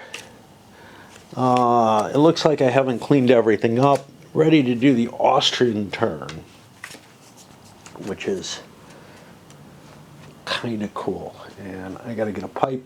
I came down here knowing that my pipe was burning out. So yeah. Ah, shit. So these cards say Diplomatic on top. They don't say anything about battle. Well, they say battle down here. But again, the busyness in general, I'm having trouble discerning, and I forgot I have these able subordinates that I could have used as cards during battle. Oops. I'm just finding that the presentation on the cards is really hindering me in so many fucking ways, causing me to miss opportunities, or whatever you want to say. Trying to figure out what to do with the Austrians. If I don't activate Traun, he recovers anyway, which is kind of cool, but he's also in a position with a large force, 23, 24, 25, 26 strength points, that he could attack the Prussians, but they will be in an advantage due to the cav. With the able subordinate, though, thrown in, I could put Brown in play. There's a reason he's there. I probably knew about these at that point, but I forgot about them. And bring that extra power into play. Other options I have, I don't think my Italian army is in good shape. 13, 17, somewhere around 19 under this Caviller-Vivel. It'd be better, but I have to face this. I'm trying to remember what that means. I don't remember what it does. It's that is a mountain, not an alpine. Here we go. Oh, this is really annoying. This blue text here, this is because these are replacements to the old. It makes battle really unpleasant. And this is the Pennings, which would be really apparently painful for me to cross. I didn't think they were that extensive that it would be a problem everywhere. Going across from north to south, I knew the east-west connection was problematic, but I didn't realize it got that ugly there.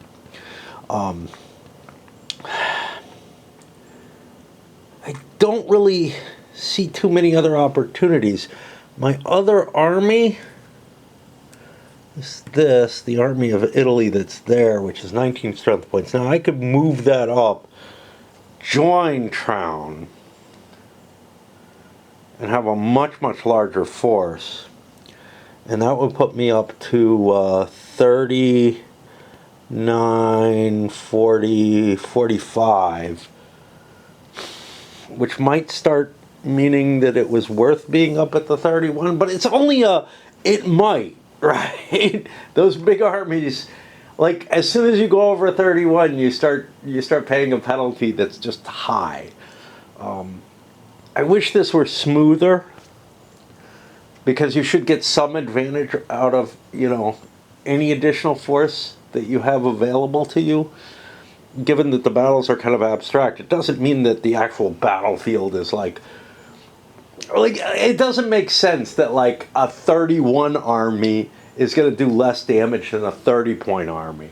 So you're getting into this gamey shit on the CRT that I just don't like. It does make sense that points over 30 should maybe be represented at this. Is that what they mean? That would be a pain in the ass to calculate.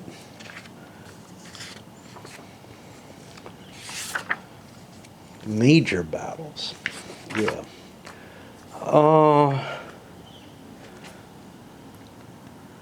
They roll on the column that corresponds to their size. Yeah. So it should be more like the tax code, where the first 30 strength points get you a good percentage, and then everything beyond that gets you a lower percentage. Because you should not... Yes, there's some coordination problem to larger forces, but that doesn't just swap over at 31 strength points, whatever that may be, right? It would degrade the more you throw in. And it doesn't make sense to me that like a 31 strength army does so much worse, but a 70-point army is able to really like light things up. That's just weird, and that creates this weird gamey like oh, I have to get this exact number of strength points and everything. You shouldn't have to make that kind of calculation in a game. It's notable Traun is, I think, a 1-star. I could conceivably come up here. I think I'm a larger force. I'm not sure. This is the army of Italy. No, Traun's the bigger force. So if I consolidate, they'd all become demoralized, which doesn't help me at all. Oh wait, it's the initial phase. No, it's rally when you recover this. It's short supplies would go away under this. I'm having a really hard time figuring out what I want to do. Do I want to turn and fight the French? What's the army of Germany like?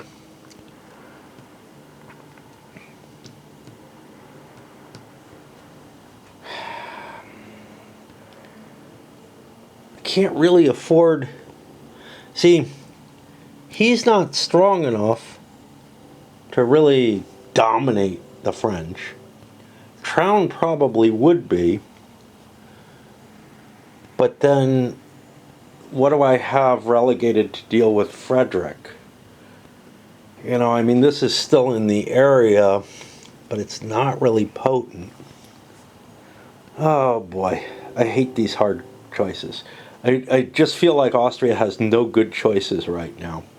And then I have to decide, I have to decide what card I want to play, to do that I have to determine which of my forces I want to move. And I've pretty much decided not this one, although, see, I couldn't pick up all of this, and I probably can't face de Saxe, who's sitting on the army of Flanders, which is quite large. Yeah, I don't want to face that.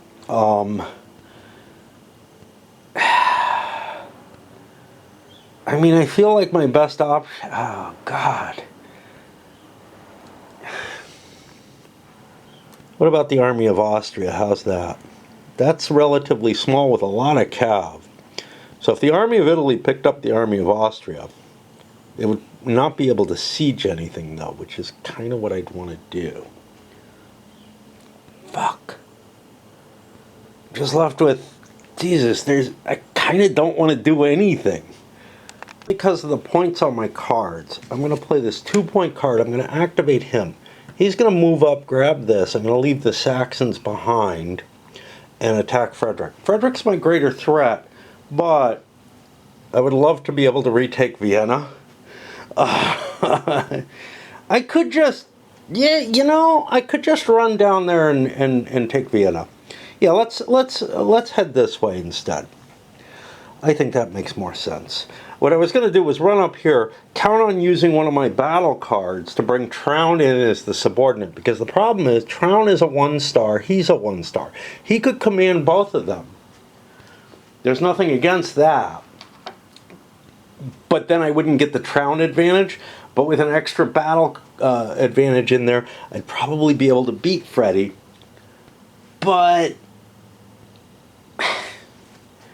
we got an open route through here. We can cut his supply. We can do all kind of nastiness. Army of Italy has these, so I could actually even set one of these up if things, on a later turn. There's no reason on this turn. I'm going to cut his supply. Okay, so the Army of Italy swept down, overran Linz, and then attacked, sieged, and took Vienna. I still have a couple of action points left, but not a hell of a lot I want to do with them. And I don't have any extra main command points. But this was a change of 7 points off the French-Bavarian points and onto the Austrian points. That makes it so that, the pragmatics aren't going to just lose the game by losing Hanover, which was looking like it was quite a possible situation. That's going to push me over to the French. And yep, I'm fatigued. All the decision making involved in moving a piece is, and that's what I did. It's like Vietnam. It's just too much for me. It's like Summer Storm was. It's like, I don't like games where I have to think that much and devote that much brain power to, I want to just do one little thing. I could have done more things. I could have done bigger things, perhaps. But this is all I want to do. And that's going to undemoralize the Lorraine force. And that's all I did. Whee! I feel, and pulsed games have this kind of baked into them to some extent, in the sense of you're constantly having to reevaluate your whole situation. Now, in a lot of CGGs, that's fine. It's pretty obvious what you want to do and everything. Here, I feel like, and I'm betting Clash of Monarchs would feel the same to me at this point in my feelings, my life, is just this sort of, wow, I have to evaluate all kind of stuff, the entire board position, all my cards, and then work over that whole manifold in a way that I just don't want to deal with. But it's so much worse here than in most CDGs, because there are just a lot more options available. It's a much, much richer set of choices, even when you're playing a card just for points. And then you have to often look up a lot of stuff. Like in this case, what did I have to look up? Not a whole hell of a lot. I'm familiar enough with the supply rules at this point that I know he's out. But I had to look up Overrun, I think. I had to look up something else. Not Overrun. I don't know. But I had to look at the mountain passes, because this choice here, just all these little tiny rules that, if there were 4 or 5 of them throughout the game. I'd know them all, but because there's such a large quantity, it's just really, really painful for me. And my poor brain is not as good as it used to be. Now it's like 2 in the afternoon. Summer seems to have reappeared. It's like 90 degrees out. It's nice and cool down here. It's cool in my house as a whole. Okay, so we figure out the French. We know what they want to do. They want that. They must take that. And I gotta check for interrupts because I think the Brits have one that can fuck with it. I'm just mistaken, it's the Austrians who have a couple of them. Now, one of them is not gonna work there unless the French move into this space. French Bavarian force can spend only 1 AP this activation. Has to start its activation in or adjacent to AU space. Yeah, that's just not gonna work. Okay. In fact, I don't think I'm impacted by any of these, so this is not going to do anything. Louis' Malady, though, gives me a 1 through 5 to cause all French forces north of Lyon, which is here, I guess. It's spelled differently. And I don't know if there's some place, like, if the French were down here in Trent, I don't know what that would mean. I'd say that's north. Basically, I would say anything in Italy is not, and anything in Austria or Germany is. But, you know, we don't have a Rosetta. Oh, we do. Yeah, it's pretty much straight up. So, I mean, I think Trent is actually not included. Whatever. But this is a powerful card, which we're probably going to play. I still have to look for the French plan, but I like to suss out my interrupts when I know they're available. I'm thinking about playing a 3-point card because I have 2 points here that I probably should do something with, and a point here. But I actually have this bonus activation that I must play right now. I don't know what else I have with this card.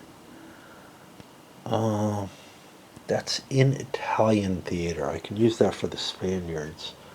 That would be probably my best move there.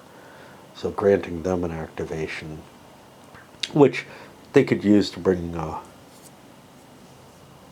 Charles up into play. Yeah, because it has to be in the Italian theater. Yeah. Before I make my action, I gotta take Antwerp too, damn it. That's gotta happen really soon. And that's not gonna be trivial either. Do I have a 4-point card? Hold on. So I hate to use it, not because of the Empire diplomacy, because... Oh, this allows the play of Belle-Île Triumphant. Have I played that already? I don't know.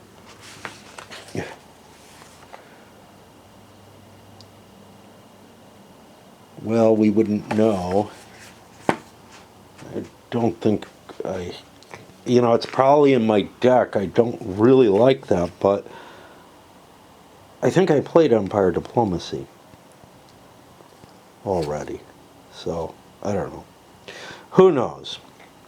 I hate to do this because of the naval reinforcements, but as a bonus, I am going to get a sortie for the French, which will be somewhat useful, I hope. And the 4 points is important because I can use Belle-Île, this, and this.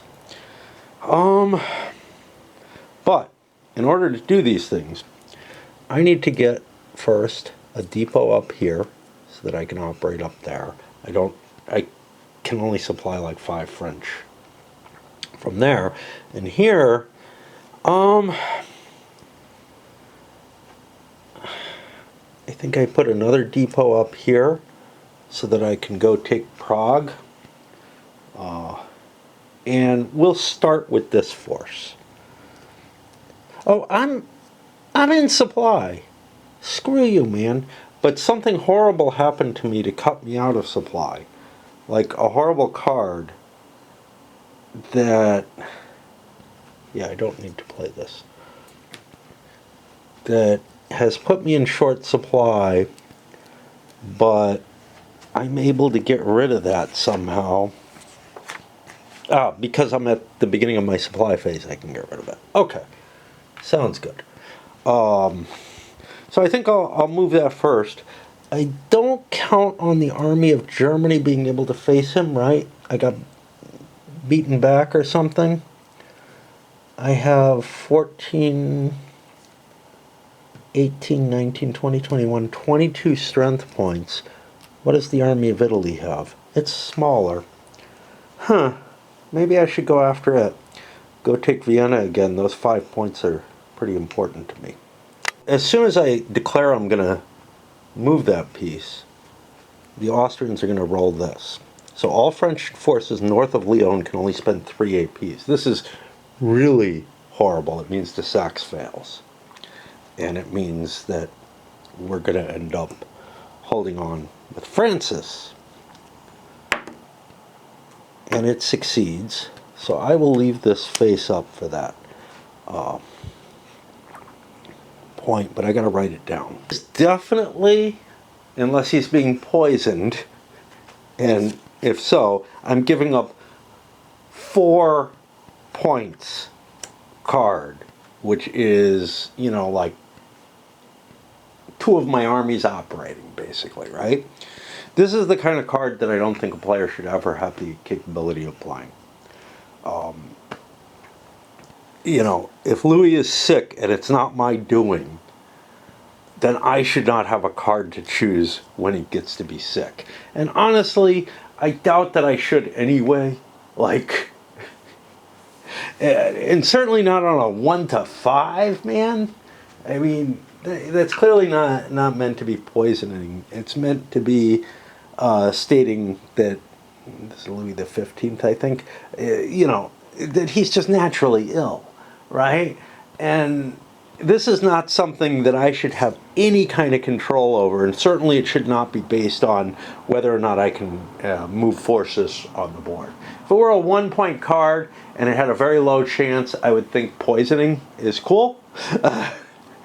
But as it stands, it feels, yeah, it feels goofy. But yeah, this is what the game gives me. So that's going to throw the whole French operation into problems. Prussia has this lost opportunity, but this is only for battle tactics. It doesn't cancel a stupid event like this. Wouldn't expect it to. I mean, most of the... Yeah. This is, to me, like...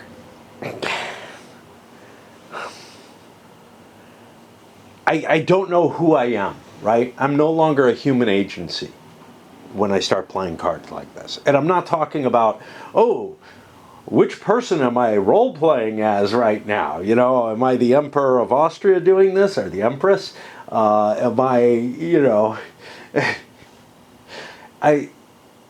The net effect of the Austrian policy, there is nothing in Austrian policy that says, let's not move a couple of our armies at some point. Instead, we'll make Louis sick.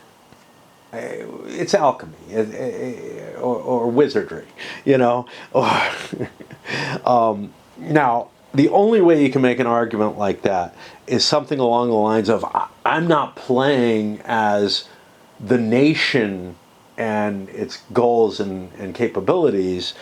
I'm playing as like the spirit of the nation. Something that's like, you know, would allow me to like throw the kamikaze winds out or something like that, which just, to me, it's just goofiness. Now this is interesting because I have a -1 MP, which I think is AP. I don't know if that's cumulative with this. If it is, I'm just fucked. Except that instead of this point that I just put in the Army of Germany, I could detach the Bavarian cav to be my garrison. Which kind of sucks, but let's say we do that. Do I have enough leaders for my force? Yes, I do. So we're putting Scheckendorf here in Moravia. So that gets rid of this problem, which says that now I have 3 movement points. Otherwise, I think I would be reduced. It doesn't say may expend no more than, it says only, so it's like, I think that's what their value is set at, and one of them is being deleted, but I don't know. You could argue that, well, he has a 7 minus 1 is 6, and he can only spend 3 of them. The interaction between the card and the effect is not clear. That would give me enough points to move into here and attack, but not to siege it. Do I want to do anything anyway? I mean, it's kind of the same situation de Saxe is faced with. And for that matter, Belle-Ile, whom I was planning on using. Which, I'm really handcuffed by this shit. I could move up to Glatz and siege that. I can't siege this. This costs 2 points. So, gosh. As would yes.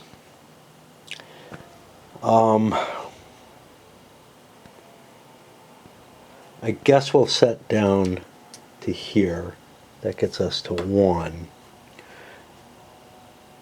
And what has he got here? He has the Army of Italy,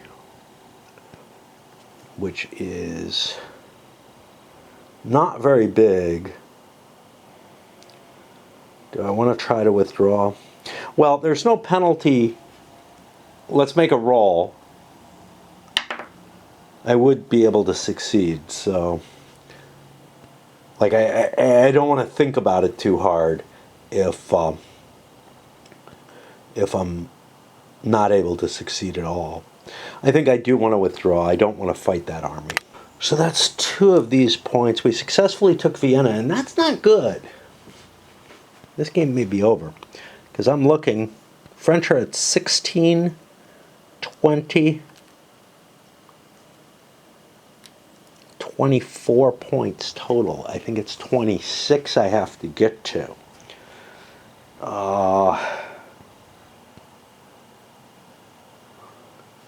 And that's the same situation he's got. If I withdraw from Hanover, he's got an opportunity to siege it, and it's just a minor city. So he's not completely handcuffed here. Wiser to try to defend Vienna, because then he wouldn't have been able to get those points. He would have fought the battle, then we could have left a reserve, and the siege would be underway. But we would still be in trouble. Here we have to fight. We know it's important because we peeked at the French cards. So let's undergo a battle there, and I'll figure out what the hell's up. Army size-wise, to begin with, this is the Army of Flanders, right? This is 21. It's out-cavalried, and it's facing, God knows, 5, 9, 13, 16, 23. Sorry, I don't know if I counted my Dutch. 5, 9, 13, 16, 23, 24, 25, 26, 27, 28. So we're outnumbered. We're going to force the Brits to attack. We're going to move into Hanover and threaten the city to such an extent that they have to come charging out. They're going to play an able subordinate. Well, first, this was pulled. Canister fire. The French are going to take an extra loss. It doesn't look bad. Like, the Brits feel like they have a pretty good chance. We're going to play the able subordinate here and add Ligonier, which adds +2.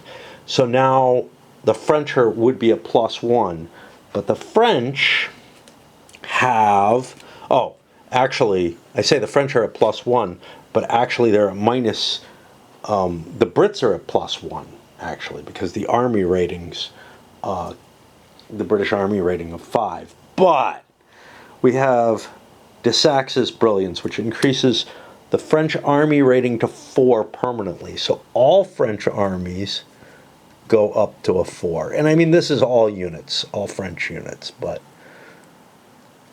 we mark it on the French armies. We probably wanted to do de Sax before we did this anyway, but because the Austrians withdrew, who cares? More than that, add +2 to your battle roll and -2 to the enemy roll in the current battle, which is going to mean, I think we would have been at 0 because of 5 versus a 4. Okay, but in actuality, we're at +2 -2 net, with the French taking an extra loss. And this was all their points, because they're only allowed to spend 3. Even with the Sax. Okay, so the French got a 6, that's going to be 15%, and the Brits got a 2%, so the French are going to win this one. It won't be a major battle, though. The French take 0.56 hits. As the rules stand, that's an undefined value. Anything between 0.5 and 0.6 is undefined. Since the rules don't say 0.5 or less doesn't take a hit, they do say that. But what they don't say is that greater than 0.5 does. I'm going to just say you have to hit that 0.6 threshold.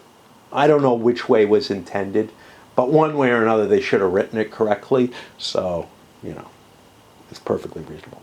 So I think the French aren't going to take a loss, but they actually are because of the canister fire. The Brits, I don't know what they're going to lose. Let's see, this is the Army of Flanders. Well, I got to make all kind of change for that. The Warn marker, there was an additional -1, so it would have been down to -1. It would only do 2% still, so it's still going to do 0, even if it hit down to the 0%, but it's still going to get upgraded to 1, which is going to mean that the French army will be worn, but the Brits are taking 3, and I have to deal with the amounts.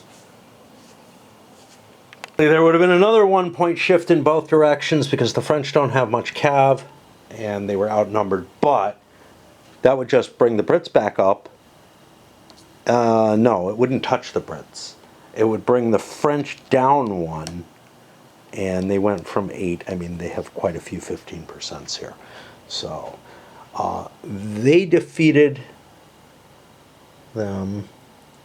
I get a Warn marker here. Let me put that on top of the siege. And I left the Dutch behind, which I am not allowed to siege. I don't have any points. Right? 1, 2, 3. Who's here? It's a squirrel. I don't know what it's bitching about.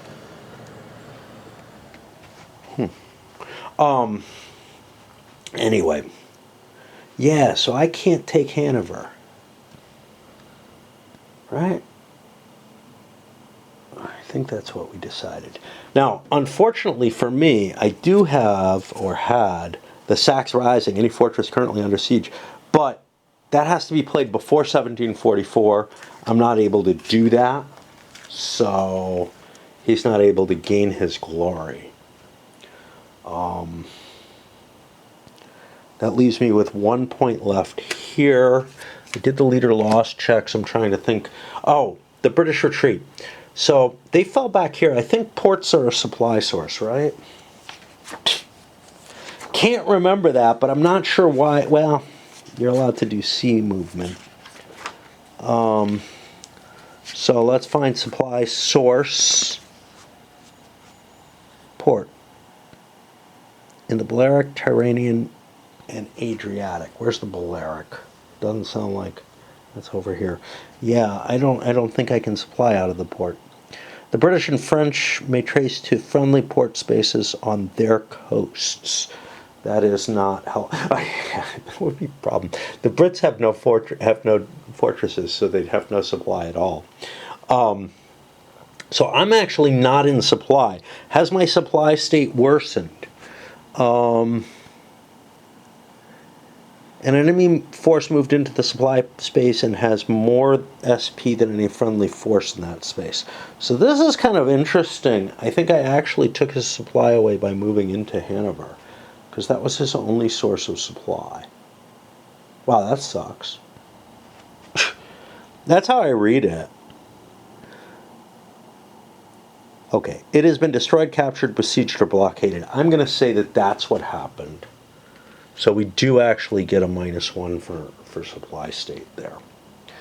That puts me on the last force belt eel. And of course, again, I played a card, right? It takes me 40 minutes to play a fucking card. We're going to have to swap batteries. Belle Ile came in, he took Menin and lays siege to Antwerp. He doesn't have to have the points to roll for that. But that's his 3 points. 1 to move, 2 to siege, 3 to move. I've taken forts. I could have my supply cut by him moving here. There's not much I can do about that. I could have chased... no, I couldn't chase into Charles because I'd have to fight him. Unless I was 2 to 1, in which case I could have sieged Brussels instead. So I could have pushed him back. That doesn't put me in a better supply situation because Antwerp, if he retreats to Antwerp, he can cut my supply just as easily. So what I'm hoping is that if he moves, I can intercept him and then I fuck him over. But as things stand right now, are the French in supply? I believe they are everywhere. Which means we're going over to the British turn, and I have done more than I can cope with. Maybe we'll be down later. Yeah.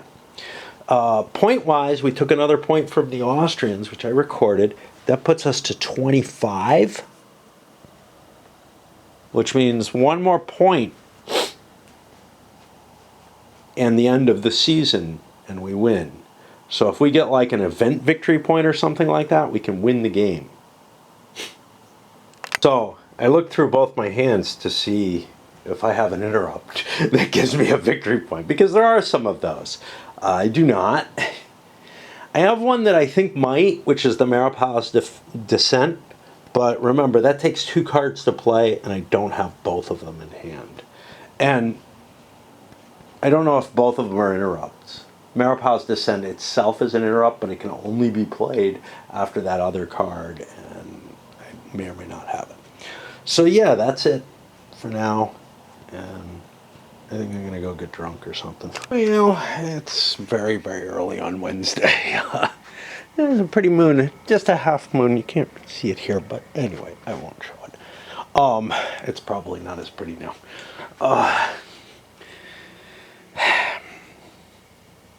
Fair amount of raid, a couple hours nap, back to do another piece. Play one more card. I don't know. It's kind of funny weather-wise. I guess there was like today was, or yesterday was the hot day. What's today, or what is it? It's supposed to start kind of getting rainy again. So there's that. All right, on to the Brits. And of course I came down here with just a scrap of pipe left, so I'm going to have to go load up. We managed to find ourselves another problem as we look through somebody else's hand more carefully. Play if Piedmont still controls Turin. If event not played early winter 1745, there's going to be penalties. This is something I want to play at some point, and I'm actually looking at all this shit and saying, you know, I'm I'm not sure that there's anything I want to do with the Allies. Well, I guess I have to. I have to deal with Antwerp, maybe. I'm just thinking, geez, I'm not sure that there's a military solution to these problems. So I have a lot of cards, so I'm looking over the events and seeing, would I rather play an event? Are there any of these that I want to play for their points? Among other things, I look at Piedmont and I'm like, well, they have no troops. Yes, that's my own choice that they have no troops to some extent. It has to do with the Austrians having kind of starved their army, the Piedmontese army out, what there was of it, and that I don't have any subsidies. I think I mentioned there were 2 subsidy markers for Piedmont. There's actually 3. I don't know if I said that. There's Carteret Piedmont subsidy. There's this, which gives the numbers, and then there's a Piedmont subsidy counter.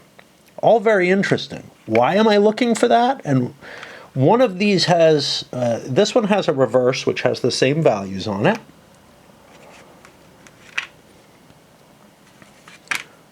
This one, neither of the others have a reverse side. The reason I'm looking at it, and why this may be important, let me make sure the Austrian, yeah, the Austrian subsidy is the same on both sides as well. I don't know why those are double-sided. Reason I'm looking at it is I looked at this. Now, I need to play this, right? And it gives some victory points, which will be cool. It'll help deflect some of the Bourbon victory points, among other things, because it takes a Prussian point away. But Piedmont and Austria are allied. Flip marker. I think I know what that means now. I think that means this marker flips over. Now, given that something else already caused Piedmont to ally, I don't know what. It's not going to be any of these. I don't know what card it would be that caused it. I don't believe I played this card before. This is a Wider War card. This is the first time it's been, you know, I haven't reshuffled the Wider War deck, I think. I don't know. I don't believe I've played this and didn't mark it, though. Because I'm looking it over and I'm like, no, I just don't think so. So, I don't know what that means, because somehow or another Piedmont's already ended up allied. Obviously, if I flip the marker, it would be unallied, and that wouldn't make any sense. But I had the hardest question because I'm like, flip marker, what do they mean? Yeah, I think they mean that one. That's what I was really getting confused about. I couldn't find marker. If it said flip diplomatic marker, but there's not much room on here because there's putting too much, too much information on each card. And so they start, becoming more and more cryptic and leaving things out and whatever. Yeah.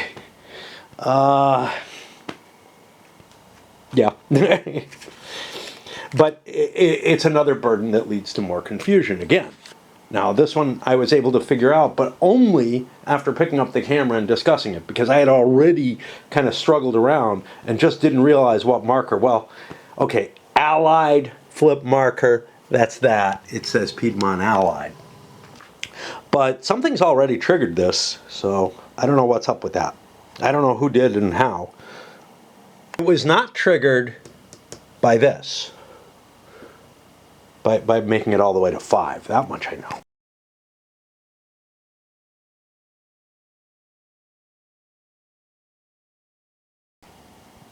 Here's what did it. Convention of Turin, an Austrian card. Move the influence marker 2 spaces towards pragmatics, roll a die. Die roll of 8 or more. Piedmont ends neutrality. And Piedmont and Austria are allied, +1 Austrian victory point if successful. But it left me with this real confusion.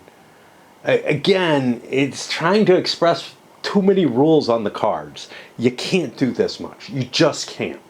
But honestly, it is something that I think is generally problematic. So CDGs, so trying to create a game of any type, let's say one that didn't use, that wasn't a card-driven game, that didn't use cards to manipulate this stuff, would require a huge amount of rules for a diplomacy system and all that. Instead, it's all kind of, baked into the cards. So you can create less system because you're putting it as what really amounts to a lot of there's a lot of special rules in here, but many of the cards in and of themselves are sort of a special rule. It's not like, I don't know. I'm just thinking again, most games I'm used to have maybe a handful of cards in them most of the CGs have maybe a handful of cards that really require, that really feel like they're special rules. They're not something, the rest are all kind of more generic and everything. There's a lot of really rich depth in these events that are being deployed to the cards. And honestly, it's just not a good mechanism for delivering this much information. I guess you could get away with it with something like EU's book. But, I gotta say, there's more information in the EU event book than there is on these cards, by far. But I don't feel like there are that many that are really special rules, the way some of this feels like.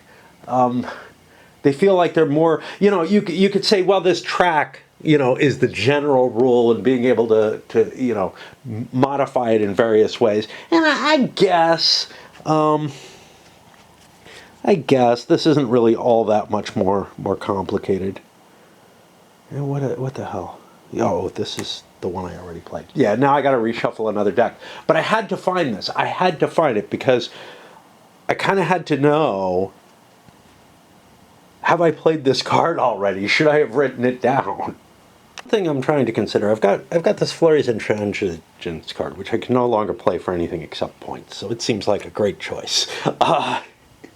Although I can discard it for boats at one point. But because the Dutch have more troops, I could actually move down, pick up Charles, and bring him with me, because he has not moved yet in this season. That's something that you have no way really of marking. Presumably, if you were playing this, you wouldn't be walking away after every card play because you're disgusted with trying to cope with the game. But, I could actually see, if a card play takes a half hour, 40 minutes, I could well see that people say, hey, let's take a break halfway through the campaign actions, whatever. Because if it is, even if you're at a 12-hour game, of course, you're not going to be taking a half hour to 40 minutes on a card. If you're in a 12-hour game, But so unless you're, I don't know, unless you've resolved all the questions and rewritten the rule book, essentially, at least, with your home rules or whatever, you're going to be in kind of a problematic situation. What's up with this? I got this thing here.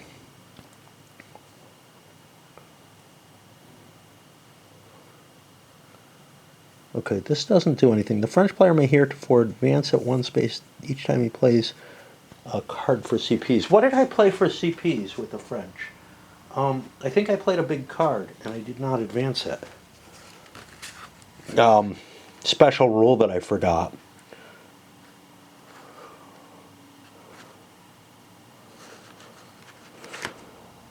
Like, didn't I think I played this one, because it gave me, I thought I played a 5, to tell you the truth. Maybe I played this big Empire Diplomacy here. That sounds right. Yeah. So that was a 4-point card. So that would have advanced this down to French support. No additional effect. Okay. Gotcha. I think discards any lesser value CP. That is your 1 card play for the turn, if you do that. I just forgot that counter was out there. And just noticed it. It hadn't been around for long, so. But yeah, I'm trying to figure out, and I think I could move Waldeck up there and attack. He'd be the commander. He sucks. Charles, although he is higher rank, has less troops, so he can't command the joint force. I don't see a hell of a lot of point because I can't really afford to attack. Another thing that I'd want to do is I probably want to drop me a depot somewhere. The Brits have one. To get these guys into supply. Or to expend to move them. Where, and now I have to look up the Warren and SS effects because they're not in supply at the beginning. Now, do they take attrition at the beginning if they're not in supply? Yes, they're going to take attrition if they're not in supply. So I kind of want to drop a depot no matter what, just to get the troops into place. Although that's an expensive thing. That's a card, right, that I'm losing. But I don't have much option there. And I don't have any allies near me. You'd think I could use the port, don't you? Don't you? British are allowed to use ports in England. French are allowed to use ports in France, I think. But I'm not allowed to use this port as a supply source. I hear Bremen was a big party town for the U.S. Army when they were stationed there. Somebody told me that a couple of weeks ago. Oh, gosh, I don't know what to do. See, the problem is, if I set some sort of supply up for these guys, that's going to be problematic because then I have to either defend that supply, give it up. I guess I could just destroy it on my own. I'm not sure. I know you can destroy it when you capture it, but I don't know if you can destroy your own otherwise. I don't remember anything on that. So if I don't want to undergo attrition, I have to spend a depot now. Well, I could destroy it by walking into it and using it as a rally. That would it's rally, or is it oh boy, like, I don't know if that rule is the rally rule or the supply rule.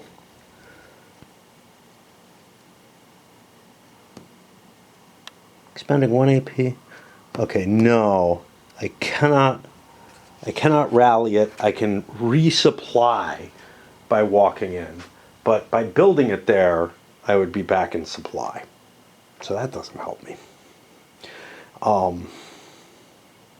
See, what I'm thinking is, well, if the Brits were back here, I don't need that supply source, and now it becomes a liability that's hard for me to control. Now, I could actually put it in Munster without a garrison, march in, take Munster, drop a garrison in there, and then it becomes a little better. But I don't really need a depot there anymore if I take Munster. But I need a depot temporarily. And, you know, I can destroy it by resupplying, so there's no real reason to spend effort on the siege of Munster. Especially since the Brits are bad at sieges. This is not pleasant, man. This is not pleasant. Because I'd be losing 10% of my force, which I think is like 2 or 3 strength points. 4, 5, 6, 7, 8, 9, 14, 20, 21, 22, 23, 24. So I'd be losing 2 strength points for that 10%, plus another one for the short supply. So I'd be losing 3 strength points. or I spend a depot. Now, throwing a card doesn't get me reinforcement troops. It only gets me boats. Oh, good God. Oh, no, I could throw a card for one strength point. So strength points are quite a big deal. They're a lot more than a depot is in terms of cost in cards.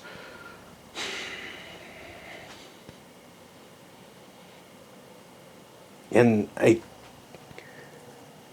kind of can't afford to have this fall. If that falls, now I don't know how it would fall, but it might conceivably fall during the event phase, say. If that falls, the French are at 17 and 8 is 25. They would win the game. Well, the 3 points for Hanover would win them the game. So I can kind of ignore that card. That I don't know that the French have, but presumably I should know how important Hanover is at this point, which, because it's on another player's card, and there are no resources that every player has that give them access to, that give them like a compendium of what all the important cards are. You know, I'm kind of what hey, you know, normally when I play a game of like a CDG style game, it's usually with new players. Either if that's just me playing it solo, or I'm sitting down with people. And it's almost never with people who really know the deck, okay? I view that as a positive. But in this game, it feels like, kind of like an EU, there are a few cards or events that you just have to know what they're going to do, because you have to kind of know how to cope with them. And you know, in EU, I think the 30 Years' War is one where if it happens and you're not,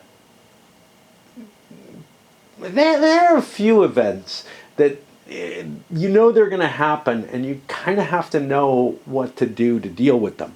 The majority of the events in both games, you can kind of like say, you know, the powers wouldn't know. Of course, that again brings us to the who are you as the power, right? Like, so maybe there's not a big deal with like making Louis sick as Austria if you're the spirit that supports Austria, and you know, and it also would make sense that you'd know what all the possible events that would happen would be.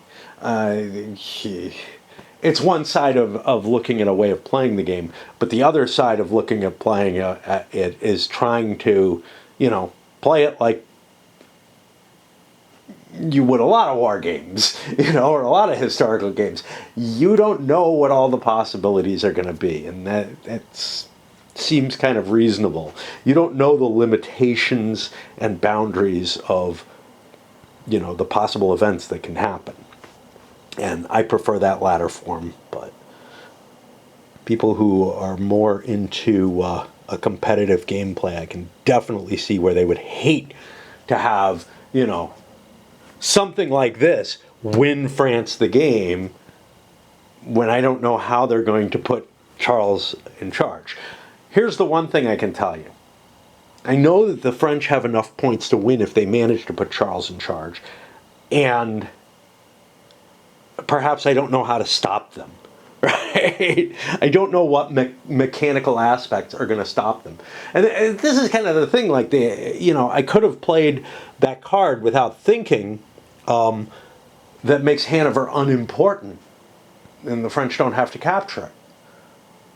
It didn't look like a wise card to me for its own purposes. Like, I thought I could defend Hanover against the Prussians who are busy somewhere else. Well, not so much against the French. But yeah, I'm really stymied as to what the hell to do with my turn. Like, I don't feel like I can do anything effective here. I have this fear that the French are just going to sweep in. I know they need to take Antwerp. I think I'm going to try to move this.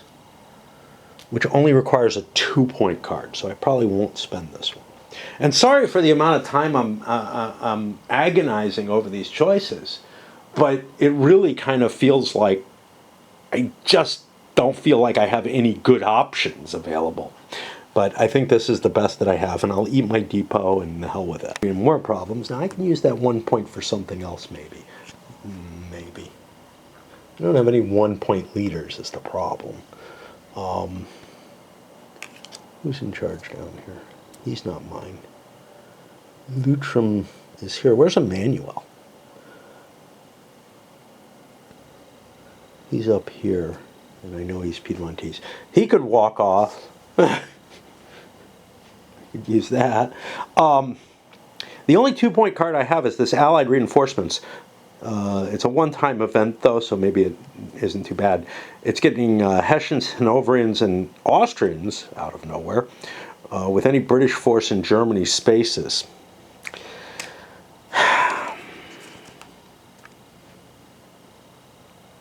I think I've got bigger problems to fry, so I think I'm going to actually use that card to activate him. And in doing so, what am I going to do? I'm going to drop my depot back here. That gets me into supply, and that keeps it here. Conceivably, it doesn't really do a damn thing for me. It does open up the possibility of the French marching back on me, though. But garrisoning it doesn't make a lot of sense because they can overrun the garrison, like if I leave like a strength point behind. And actually, by putting it here, I bring him into supply, so the short supply is actually gone because it happens during my initial supply phase. If I don't want to suffer the attrition, I don't think there's a way of me eating that. Important thing I had to check, because I got to check all these important little minor, all these little rules, is the warn does not impact my movement rate. I don't know if supply did. I thought one of the two did. I thought they both did, to be honest, but who the hell knows? Where's supply? It's got to be an 11. Okay. What happens? What happens if I'm out of supply? Maybe nothing. I thought it affected my die rolls. I don't know what the fuck. There we go. Marker is subtracted from its AP allowance. Yeah, so that one affects my movement, and it affects battle as well. Dookie. So I've spent 3 of my movement points getting back to here. I got 2 more left. My force is worn. This -1 MP is going to stay on there. I picked up Waldeck and his forces. What I think I'd like to do is go pick up Charles as well. Now, if I move here, the French, I don't think they can intercept me.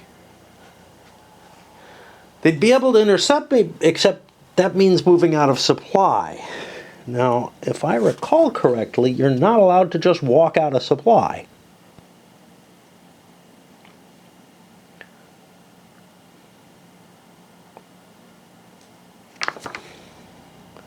Pretty sure.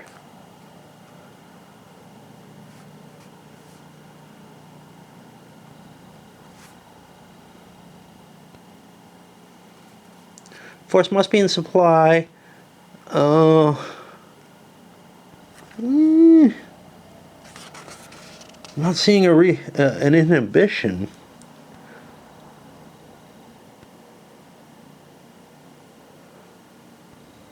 I seem to remember you couldn't leave supply.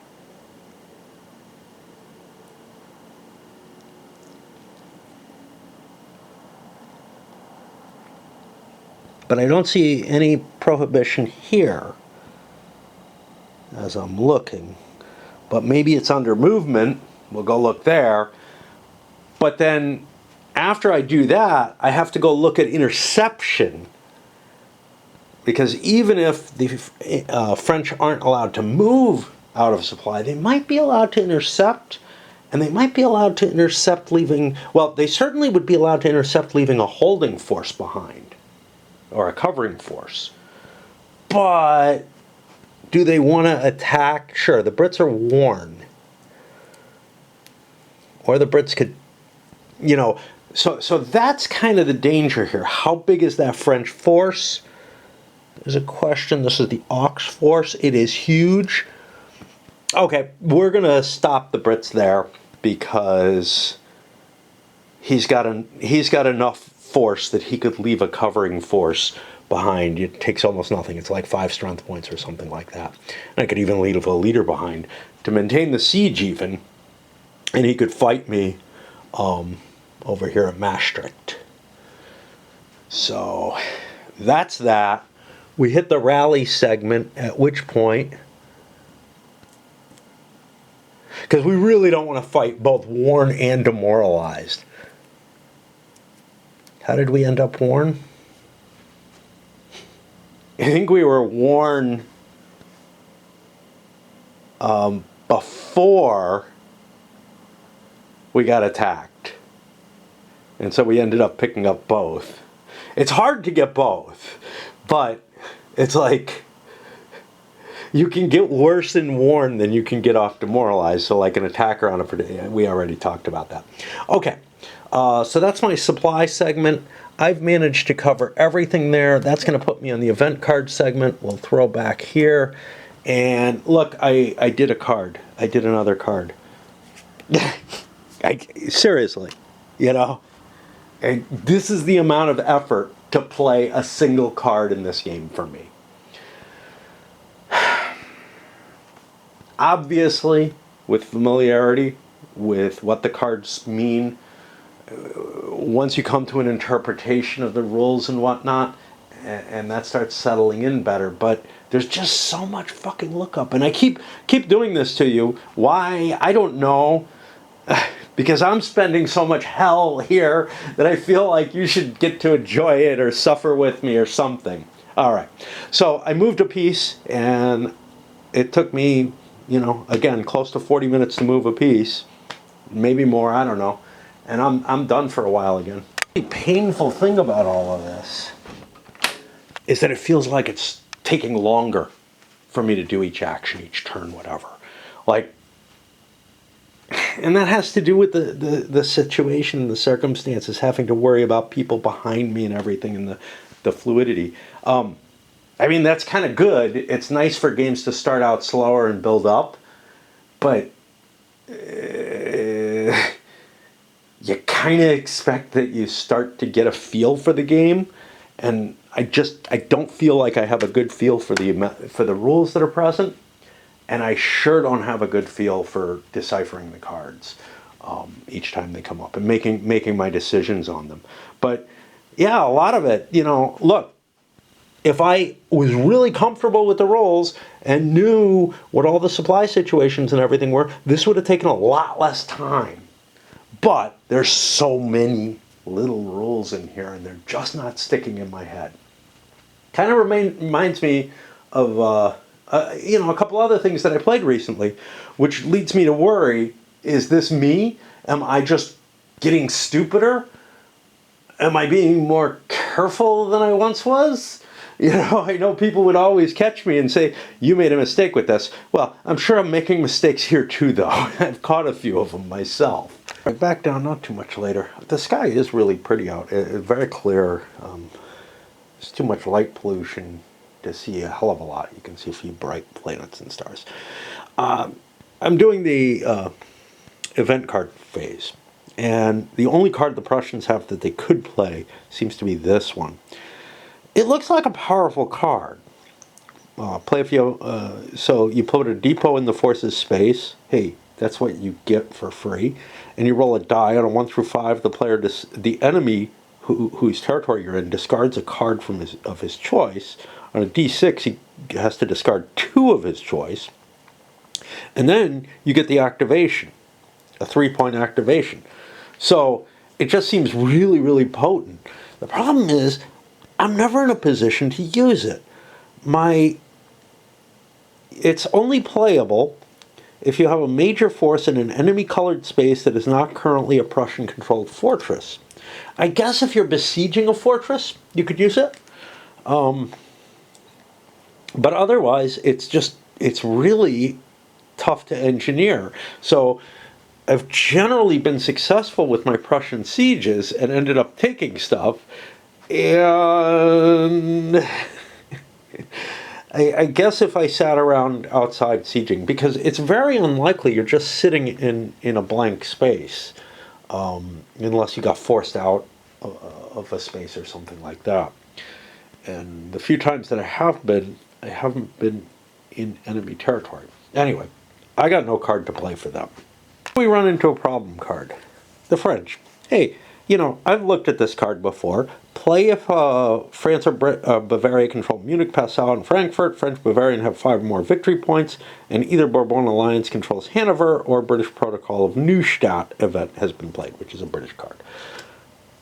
Okay, that's great. The effect of it and the title is Diplomatic Triumph, Charles VII crowned Holy Roman Emperor. The effects are some points and whatnot here. But the interesting thing is, we see this counter over here, which is the regaining the crown, right? And it comes here, Francis will be crowned emperor, and some other things happen. Reading it strictly, I think I can crown the Bavarian at any time, but Francis is also crowned. And, we're just kind of trying to force the issue and trying to do something. Because technically, if Charles was crowned emperor, and then Francis gets crowned emperor, I don't know what the process is for these things. It's kind of, you're forcing the Bavarians to give up the empire, but it's just making a counterclaim against them, I guess. I think that's how it has to be read. But it does seem a little weird. I think it would be hard, like, thinking about the history, I think it would be much, much harder to make the claim that Bavaria would be able to claim the imperial throne after this has already happened, and that's about to happen, but I don't know. There's no exclusion, so whatever. The French have one card that they can play. Play after Treaty of Worms or Spring 1744. It's Spring of 1744. Treaty of Worms hasn't happened, but Treaty of Fontainebleau. France officially declares war on Piedmont, +1 Spanish victory point, allows play of Prince of Conte, flip the no French in Italy. I think I have to bring the counter onto the board. It hasn't been played yet. We had a lot of questions about this, but we saw, I think the Treaty of Worms is the thing that puts the no French in Italy in play. However, the English may not want it. They have an interrupt. Play after Death of Fleury FOW event. Cancel 1 French diplomacy event card. I'm going to do that. That way I don't have to write anything down. Austrians have been begging me to play this, so I wrote it down. Move Russian influence 1 towards the pragmatics. Fine. And this will allow the play of Betushev's scheming. Cool. Okay. So that's the event phase. That went easily enough. Well, let's take a look at the Fog of War. It is the attrition one. Is this the attrition you automatically take, or is it the winter attrition? Can't remember. I think it's this one. But we got to look it up. Again, is that something I should remember? I don't know. It feels like I'm having real trouble keeping track of these things in the game. Anyway, I think it does get impacted, so I'll just cut off so that I don't force you to watch me look it up. But, it's just, I'm doing this constantly with the game. I'm having to look up. I just don't feel like well-designed games make you do that, Like, and to me, it feels like more and more of the games I'm looking at. And not just really modern things. I mean, Vijaya Nagra, look, the coin games always are making me look shit up. They have all along, I think, until I find a pattern. And Vijaya Nagra was particularly bad because I had trouble finding patterns of play that were analogous to stuff that the actual coin games intended to generate. At least the ones I've played. Well, okay, the simpler ones, Andean Abyss, Distant Plain, that nature. Although even Plantagenet kind of felt, oh, that was Levy and Campaign. Okay, don't get confused there. Yeah, okay. Levy and Campaign I find a little easier. I find that I find patterns in it as well. But with this, I'm just struggling to find patterns. And in the same sort of way, I was struggling, well, it's not patterns. I'm struggling to hold all of this information in my head because I don't have, I don't have a clear sequence, I move, then I fire, right? I'm just constantly having to look up. And bubble maps tend to have this. I don't know why. For some reason, even though they're, technically the same thing as area control type games in terms of how what they're representing, etc. Somehow or another, they just, more and more of these, and maybe because they're a more modern concept and that more complex movement, interception, and all that tends to be being represented on them. I'm not sure, but I find myself every time that I play, certainly the bubble maps. But it may just be that there's so many of them, and that the area control games that the area movement games that allowed for interceptions and withdrawals and stuff like that, there weren't a lot. Like, I can think of Empires in Arms. And now I'm trying to think, well, what else do I have from my olden days that allowed, one person to move, one person moves and other people intercept and stuff. So it may be that just all of these are kind of like Empires in Arms, but, well, EU as well. But I consider that essentially Empires in Arms. It really kind of is. But the differences in these tend to be these little tiny, they don't tend to follow that same rule across the board. And even amongst each other, they don't have the same rules. And what it means is that every time I'm facing one of these more modern, either area, well, they're never expressed in areas anymore. They're bubbles. Anytime I'm facing these bubble maps, I'm finding myself looking up rule after rule, and they're probably not any more complex than EIA was. It's just that they're not all the same as it, right? They follow the general concept, but then they all have their own little specials. To look at is, do we have any short supplies in play? Because we had one not long ago. We had a couple. This could be a pain because if you get caught at the wrong time, the Brits got pushed out of Hanover. If they pushed the French back out into a position that they were out of supply or something like that, the French would not get an opportunity to reestablish supply before this happened, which means not only would they have that short supply, which would cost them an extra strength point, but it would actually get incremented by a point, so they would lose 2 extra strength points. It seems like a minor thing compared to lose 10% of your forces everywhere. And making change with these force pools is such a pain. It wouldn't be so hard if I had my counters near me. But I'm just looking at this. So here I have 29. I worked my way through Italy where it's doubled, and then up here, and then I'm going to go across. But 29 strength points means I'm going to lose 3. I have a 10 here. Well, I have 6 here. So I could lose 4 strength points very easily, right? But I've got to, you know, make all kind of change to make this work.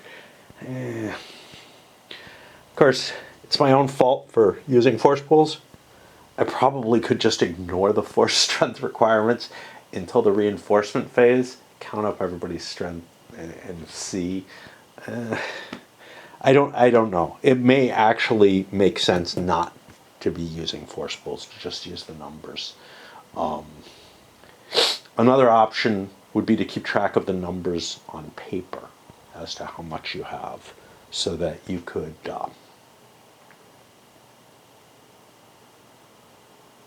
you know, this gives you multiple options of ways to do things, and they don't really favor one or another. Obviously, the worst choice would be to count all your forces every time. Like, you know, I guess every time you add forces, this is the only time you'd have to worry about it. But that actually seems painful, but this is pretty painful too. I can't think of a way that works well. Trying to think, you know, there might be another solution, but it would be like a really complex. So here's what I would think might work really well. Is maybe just numbers, like spaces that give you, that you put number chits in. Of course, that would require more components. Another option would be some kind of abacus or something on the board, on the card itself, that you could track the same sort of way. But no matter what it is, you're going to have something painful. I got to make change there no matter what. But, you know, what I'm doing here is I'm removing 3 from here. I can do that with change, and then I just increment this by 3. Or reduce it by 3. Whatever I'm trying to track, if I'm trying to track the on map rather than a force pool, which actually kind of makes more sense. I don't know. I'm trying to make the change, I fucked up. I had to lose a total of 3 from here. I should have fucking 7 in here. Not whatever the hell I did. I mean, I don't care what happens. I should have 8 in here, because there was a 10 and a 1.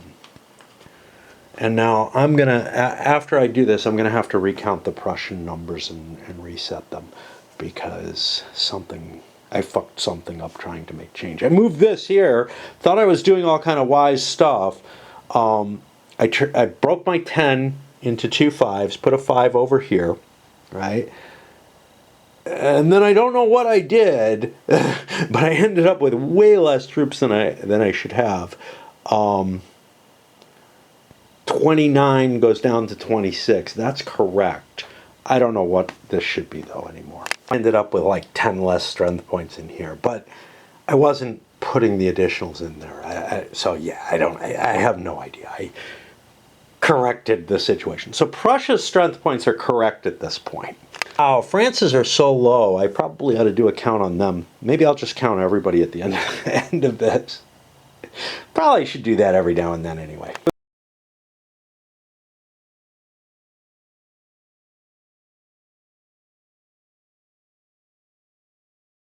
I was wrong. Okay, so the maximum size is 80 strength points. That's what I counted for infantry. There's 15 cav. I counted my cav. That's right, but I'm actually 15 over at this point in this pool. It's like, it shouldn't be that complicated, but yeah, we'll do a recount on everyone. Best I can tell, I fixed that. It took about 10 minutes to count everybody.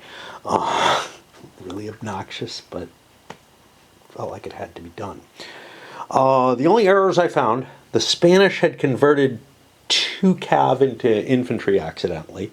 That's an easy thing to do. I throw a counter in and bring back change and whatever. You grab the wrong kind of counter. The French is more complicated. They were 1 infantry too much, and we're missing 2 cav from the best I can count out of it. I don't know because, I mean, it's conceptually possible. There's a cav kicking around somewhere on the board. That kind of tricked me. The Spaniards, not here. I don't know. Oh no, the Austrians have a cav here that almost confused me. I tried to put an extra cav there, but then when I was counting the infantry, I'm like, oh, there it is, which is cool. But yeah, I think I've got it aligned right. The important thing to realize is that the cav is sort of fuzzy because they're horses and they're mammals. And no, it's so the French, for example, are allowed 135 strength points. No more than 25 can be cav. So it's conceivable that I might replace these with infantry. That can happen. And so I got to keep kind of an eye on that. There's no real way to handle that because the cav is included in the total strength points. Unlike games like War and Peace that have a strict countermix limit. Well, not a countermix limit, but a strict limit of how many of each type of strength point you have. So, you know, your guards, you can't convert them into infantry or anything like that. But which is kind of an issue because you get reinforcements in that game, kind of like you do here at times, but you don't have a lot of flexibility in them with a lot of countries. You get like, oh, give me 2 infantry and a cav and a guard each reinforcement phase, and if I've got all my guards built, I don't get infantry for them. You know, if I've got all my cav built, I don't get infantry for them. Obviously, you wouldn't upgrade infantry to anything else. You also have militia and all kind of stuff in there. It's not as strict as I make it sound. Actually, everybody's got production points, so yeah, it's not actually strict. I was lying. I forgot it. Okay. So that was the Fog of War, and now we take advantage of this. Are there CH markers that are not stacked? Yes, there are. This is removed and put over here. That may have bettered supply. It didn't in this case, but if it does, it doesn't get dealt with right away. I don't think. I don't know. Again, that's something I'd have to look up right now. If it was taking an impact. And it's just another one of those, you know, little, hey, it's a special case situation. And I don't know, you know, unlike the movement and interception type rules with the bubble map, I don't know how much that has to do with it. Like, I feel like the game could have a general rule. When you're out, you know, as soon as you fall out of supply, no matter what, you get a short supply marker. As soon as you're restored in supply, it goes away or something like that, or it only goes away in these certain times. I think that could have all been expressed with less words than they use. And I think that's kind of more or less what happens is whenever you fall out of supply, you get a short supply marker. In the attrition phases, your short supply increases if it's short. And I think as soon as your supply is restored, it comes back. Now, if you're in supply during one of the supply segments, it comes back. But it's like, it's never expressed that clearly. I know, I couldn't. I'm having trouble grasping, you know, because it isn't expressed that clearly. But I think it actually boils down to that. All right. So we're there. This comes into play, and we have to worry about all of these. I have to swap battery. Okay. So Austrian SPs must occupy. We don't have to hit this. If I recall correctly, all right, let's look it up. Let's make sure I do it right. You know, it's like this is a once in the game thing. This is the regaining the crown track, and we're going to be hitting all the things I think at the same time. 6.8. I hope this is where it tells me, because otherwise then I have to try to find whatever the rule is. that I'm looking for. French failure to contend. If the French does not play this by the end of spring 44 campaign season, the Austrian may immediately place the RTC on the 4 box for free and immediately apply all listed VP and MW effects. Just those. Okay, good enough. Because otherwise we'd have to worry about Shift Bavarian marker, right? But this is just VP and MW. Bavaria and France cease to be allied. That does not, I think, apply. Because I haven't broken the alliance by defeating the Bavarians. So France loses a victory point and Austria gains one. Let's, yeah. Both these move down. Okay, Treaty of Niederschonfeld. Still don't have to worry about occupying Bavaria. None of these effects come into play. Bavaria is still in the war. And I don't think we can knock Bavaria out of the war. We would have been able to knock them out of the war if France had claimed the elector, the empire for the elector. Even if they do it later, we still can't knock Bavaria out of the war. Treaty of we'll see. But no, the way the rules are stated, it doesn't happen. Bavaria can become a minor pragmatic. We don't worry about that. We don't worry about any of this. Bavaria is still in the war. Freiburg does none of that happens. Austria gains another victory point. That doesn't change the Bourbon victory, which is still close. And then we get to Francis I, Holy Rolling Empire. Francis is crowned. Austria gets a VP and a monarch's will. And France loses a VP, which does impact them. So we get 1 and 1. And France loses a VP. So France is now at 15, 19, 23. Still damn close. And that is the end. Uh-oh. What did we lose? 2? Yeah, we lost 2. So we were 1 point away from winning the game, I think, because I think victory would have been... oh, no, we're not there. We're here. I think victory would have been checked here. Let me just check the auto victory conditions. I don't know. No, it's at the end of the campaign season. So at this point, we're at 23 victory points. If we had the Emperor, we would have won. But we're 3 points away, and Hanover's worth 2. Menin's worth 1. The French are still really close to winning an automatic victory. The pragmatics have to do something. They have to do something big. Well, now, I think the big key to that is Vienna. And that's why we have an army down there, I guess, but it's not the army we want down there. It's this thing that's only 14 strength points, as opposed to...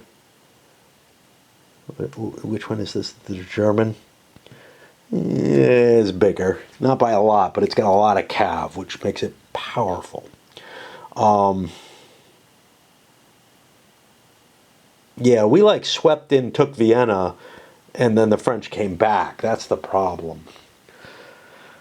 Yeah, I don't know what we can do. And we're in a rough spot here. The French are almost in a position where they can declare victory. Now, what's really weird about all this is I feel like France hasn't prosecuted Bavaria's claim, therefore Bavaria stays in the war forever. I think. There may be something that allows them to flip sides or something. But as far as I can tell, the way this is worded, and this is something I might want to change, is, you know, this should knock Bavaria out of the game, right? And, you know, give them the other bonuses here. Freiburg? Where's Freiburg? Freiburg's this, yeah. Yeah, I feel like if anything would change Bavaria's side, It's that the French, like, there's two sides to it. Bavaria hasn't been defeated, right? Which is how they would normally lose, give in. So you can make an argument that, well, they haven't been defeated, but now they can't be defeated. And that's what troubles me, is it looks, we'll keep playing as we're doing. We'll leave Bavaria in the war. But it looks like they can't be knocked out. Certainly this mechanism is gone for knocking them out, which is problematic in my opinion. But maybe there's a card or something, we don't know. But right now, yeah, the Bavarians didn't get any real support from the French. Yeah, they're trying, but they're not going to be able to declare him emperor. Well, yes, they will be able to declare him emperor. And actually, he will be more intransigent about it. He will not give up if you take the Bavarian spaces. Very interesting. Very interesting. All right. So, that is the end of the first half of 1744. And we're going to call this the A video of that. I know it's a long fucking one. I was hoping, at some point to get a whole year on each video or whatever, but the game is just not getting easier. If anything, it's getting harder. The situation's becoming more complex. There's new cards added in that I'm seeing, for the first time puzzling out, all of which have their own problems. I think the biggest thing is that the decision making is getting harder because the situation's getting more complex, though. Because otherwise, yeah. We had lots of rules lookups and lots of card arguments throughout. I can't imagine, I can see someone getting good enough with this on their own that they could say, I understand it, I've played it a couple of times, I've come up with my house rules or whatever. You can make the same argument with EU. I will not deny this. It's very hard to see, okay, now let's play this, let me bring this to 3 of my buddies and we'll play it together. And, and what's particularly, so EU is such a monster, right? That is like,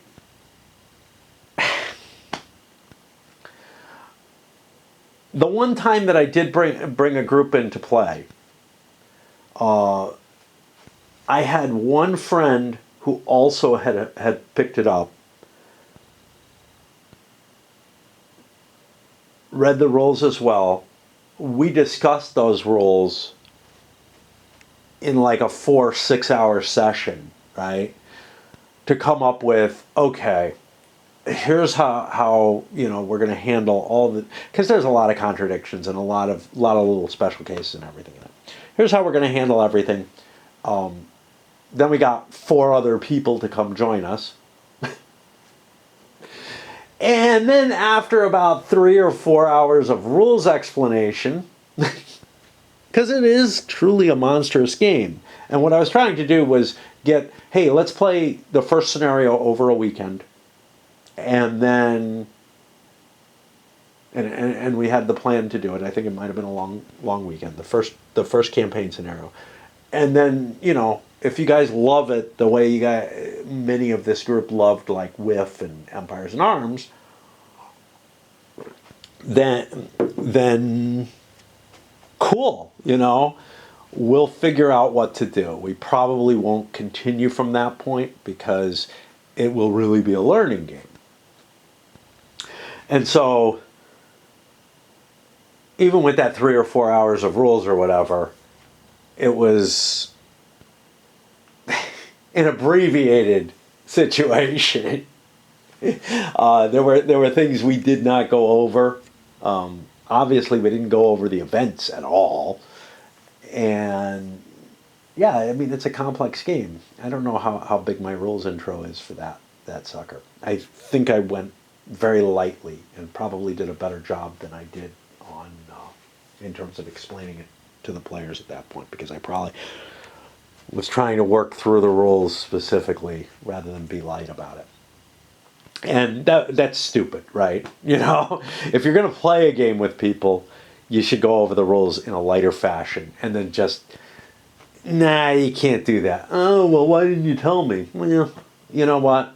If I had told you, you probably wouldn't remember half the rules anyway.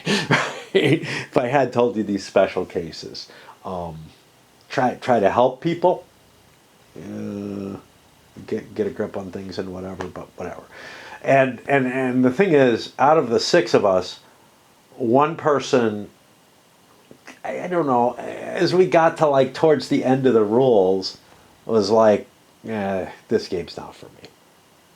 Which I found kind of surprising because, you know, I don't know. Anyway, he was someone completely new to my group. And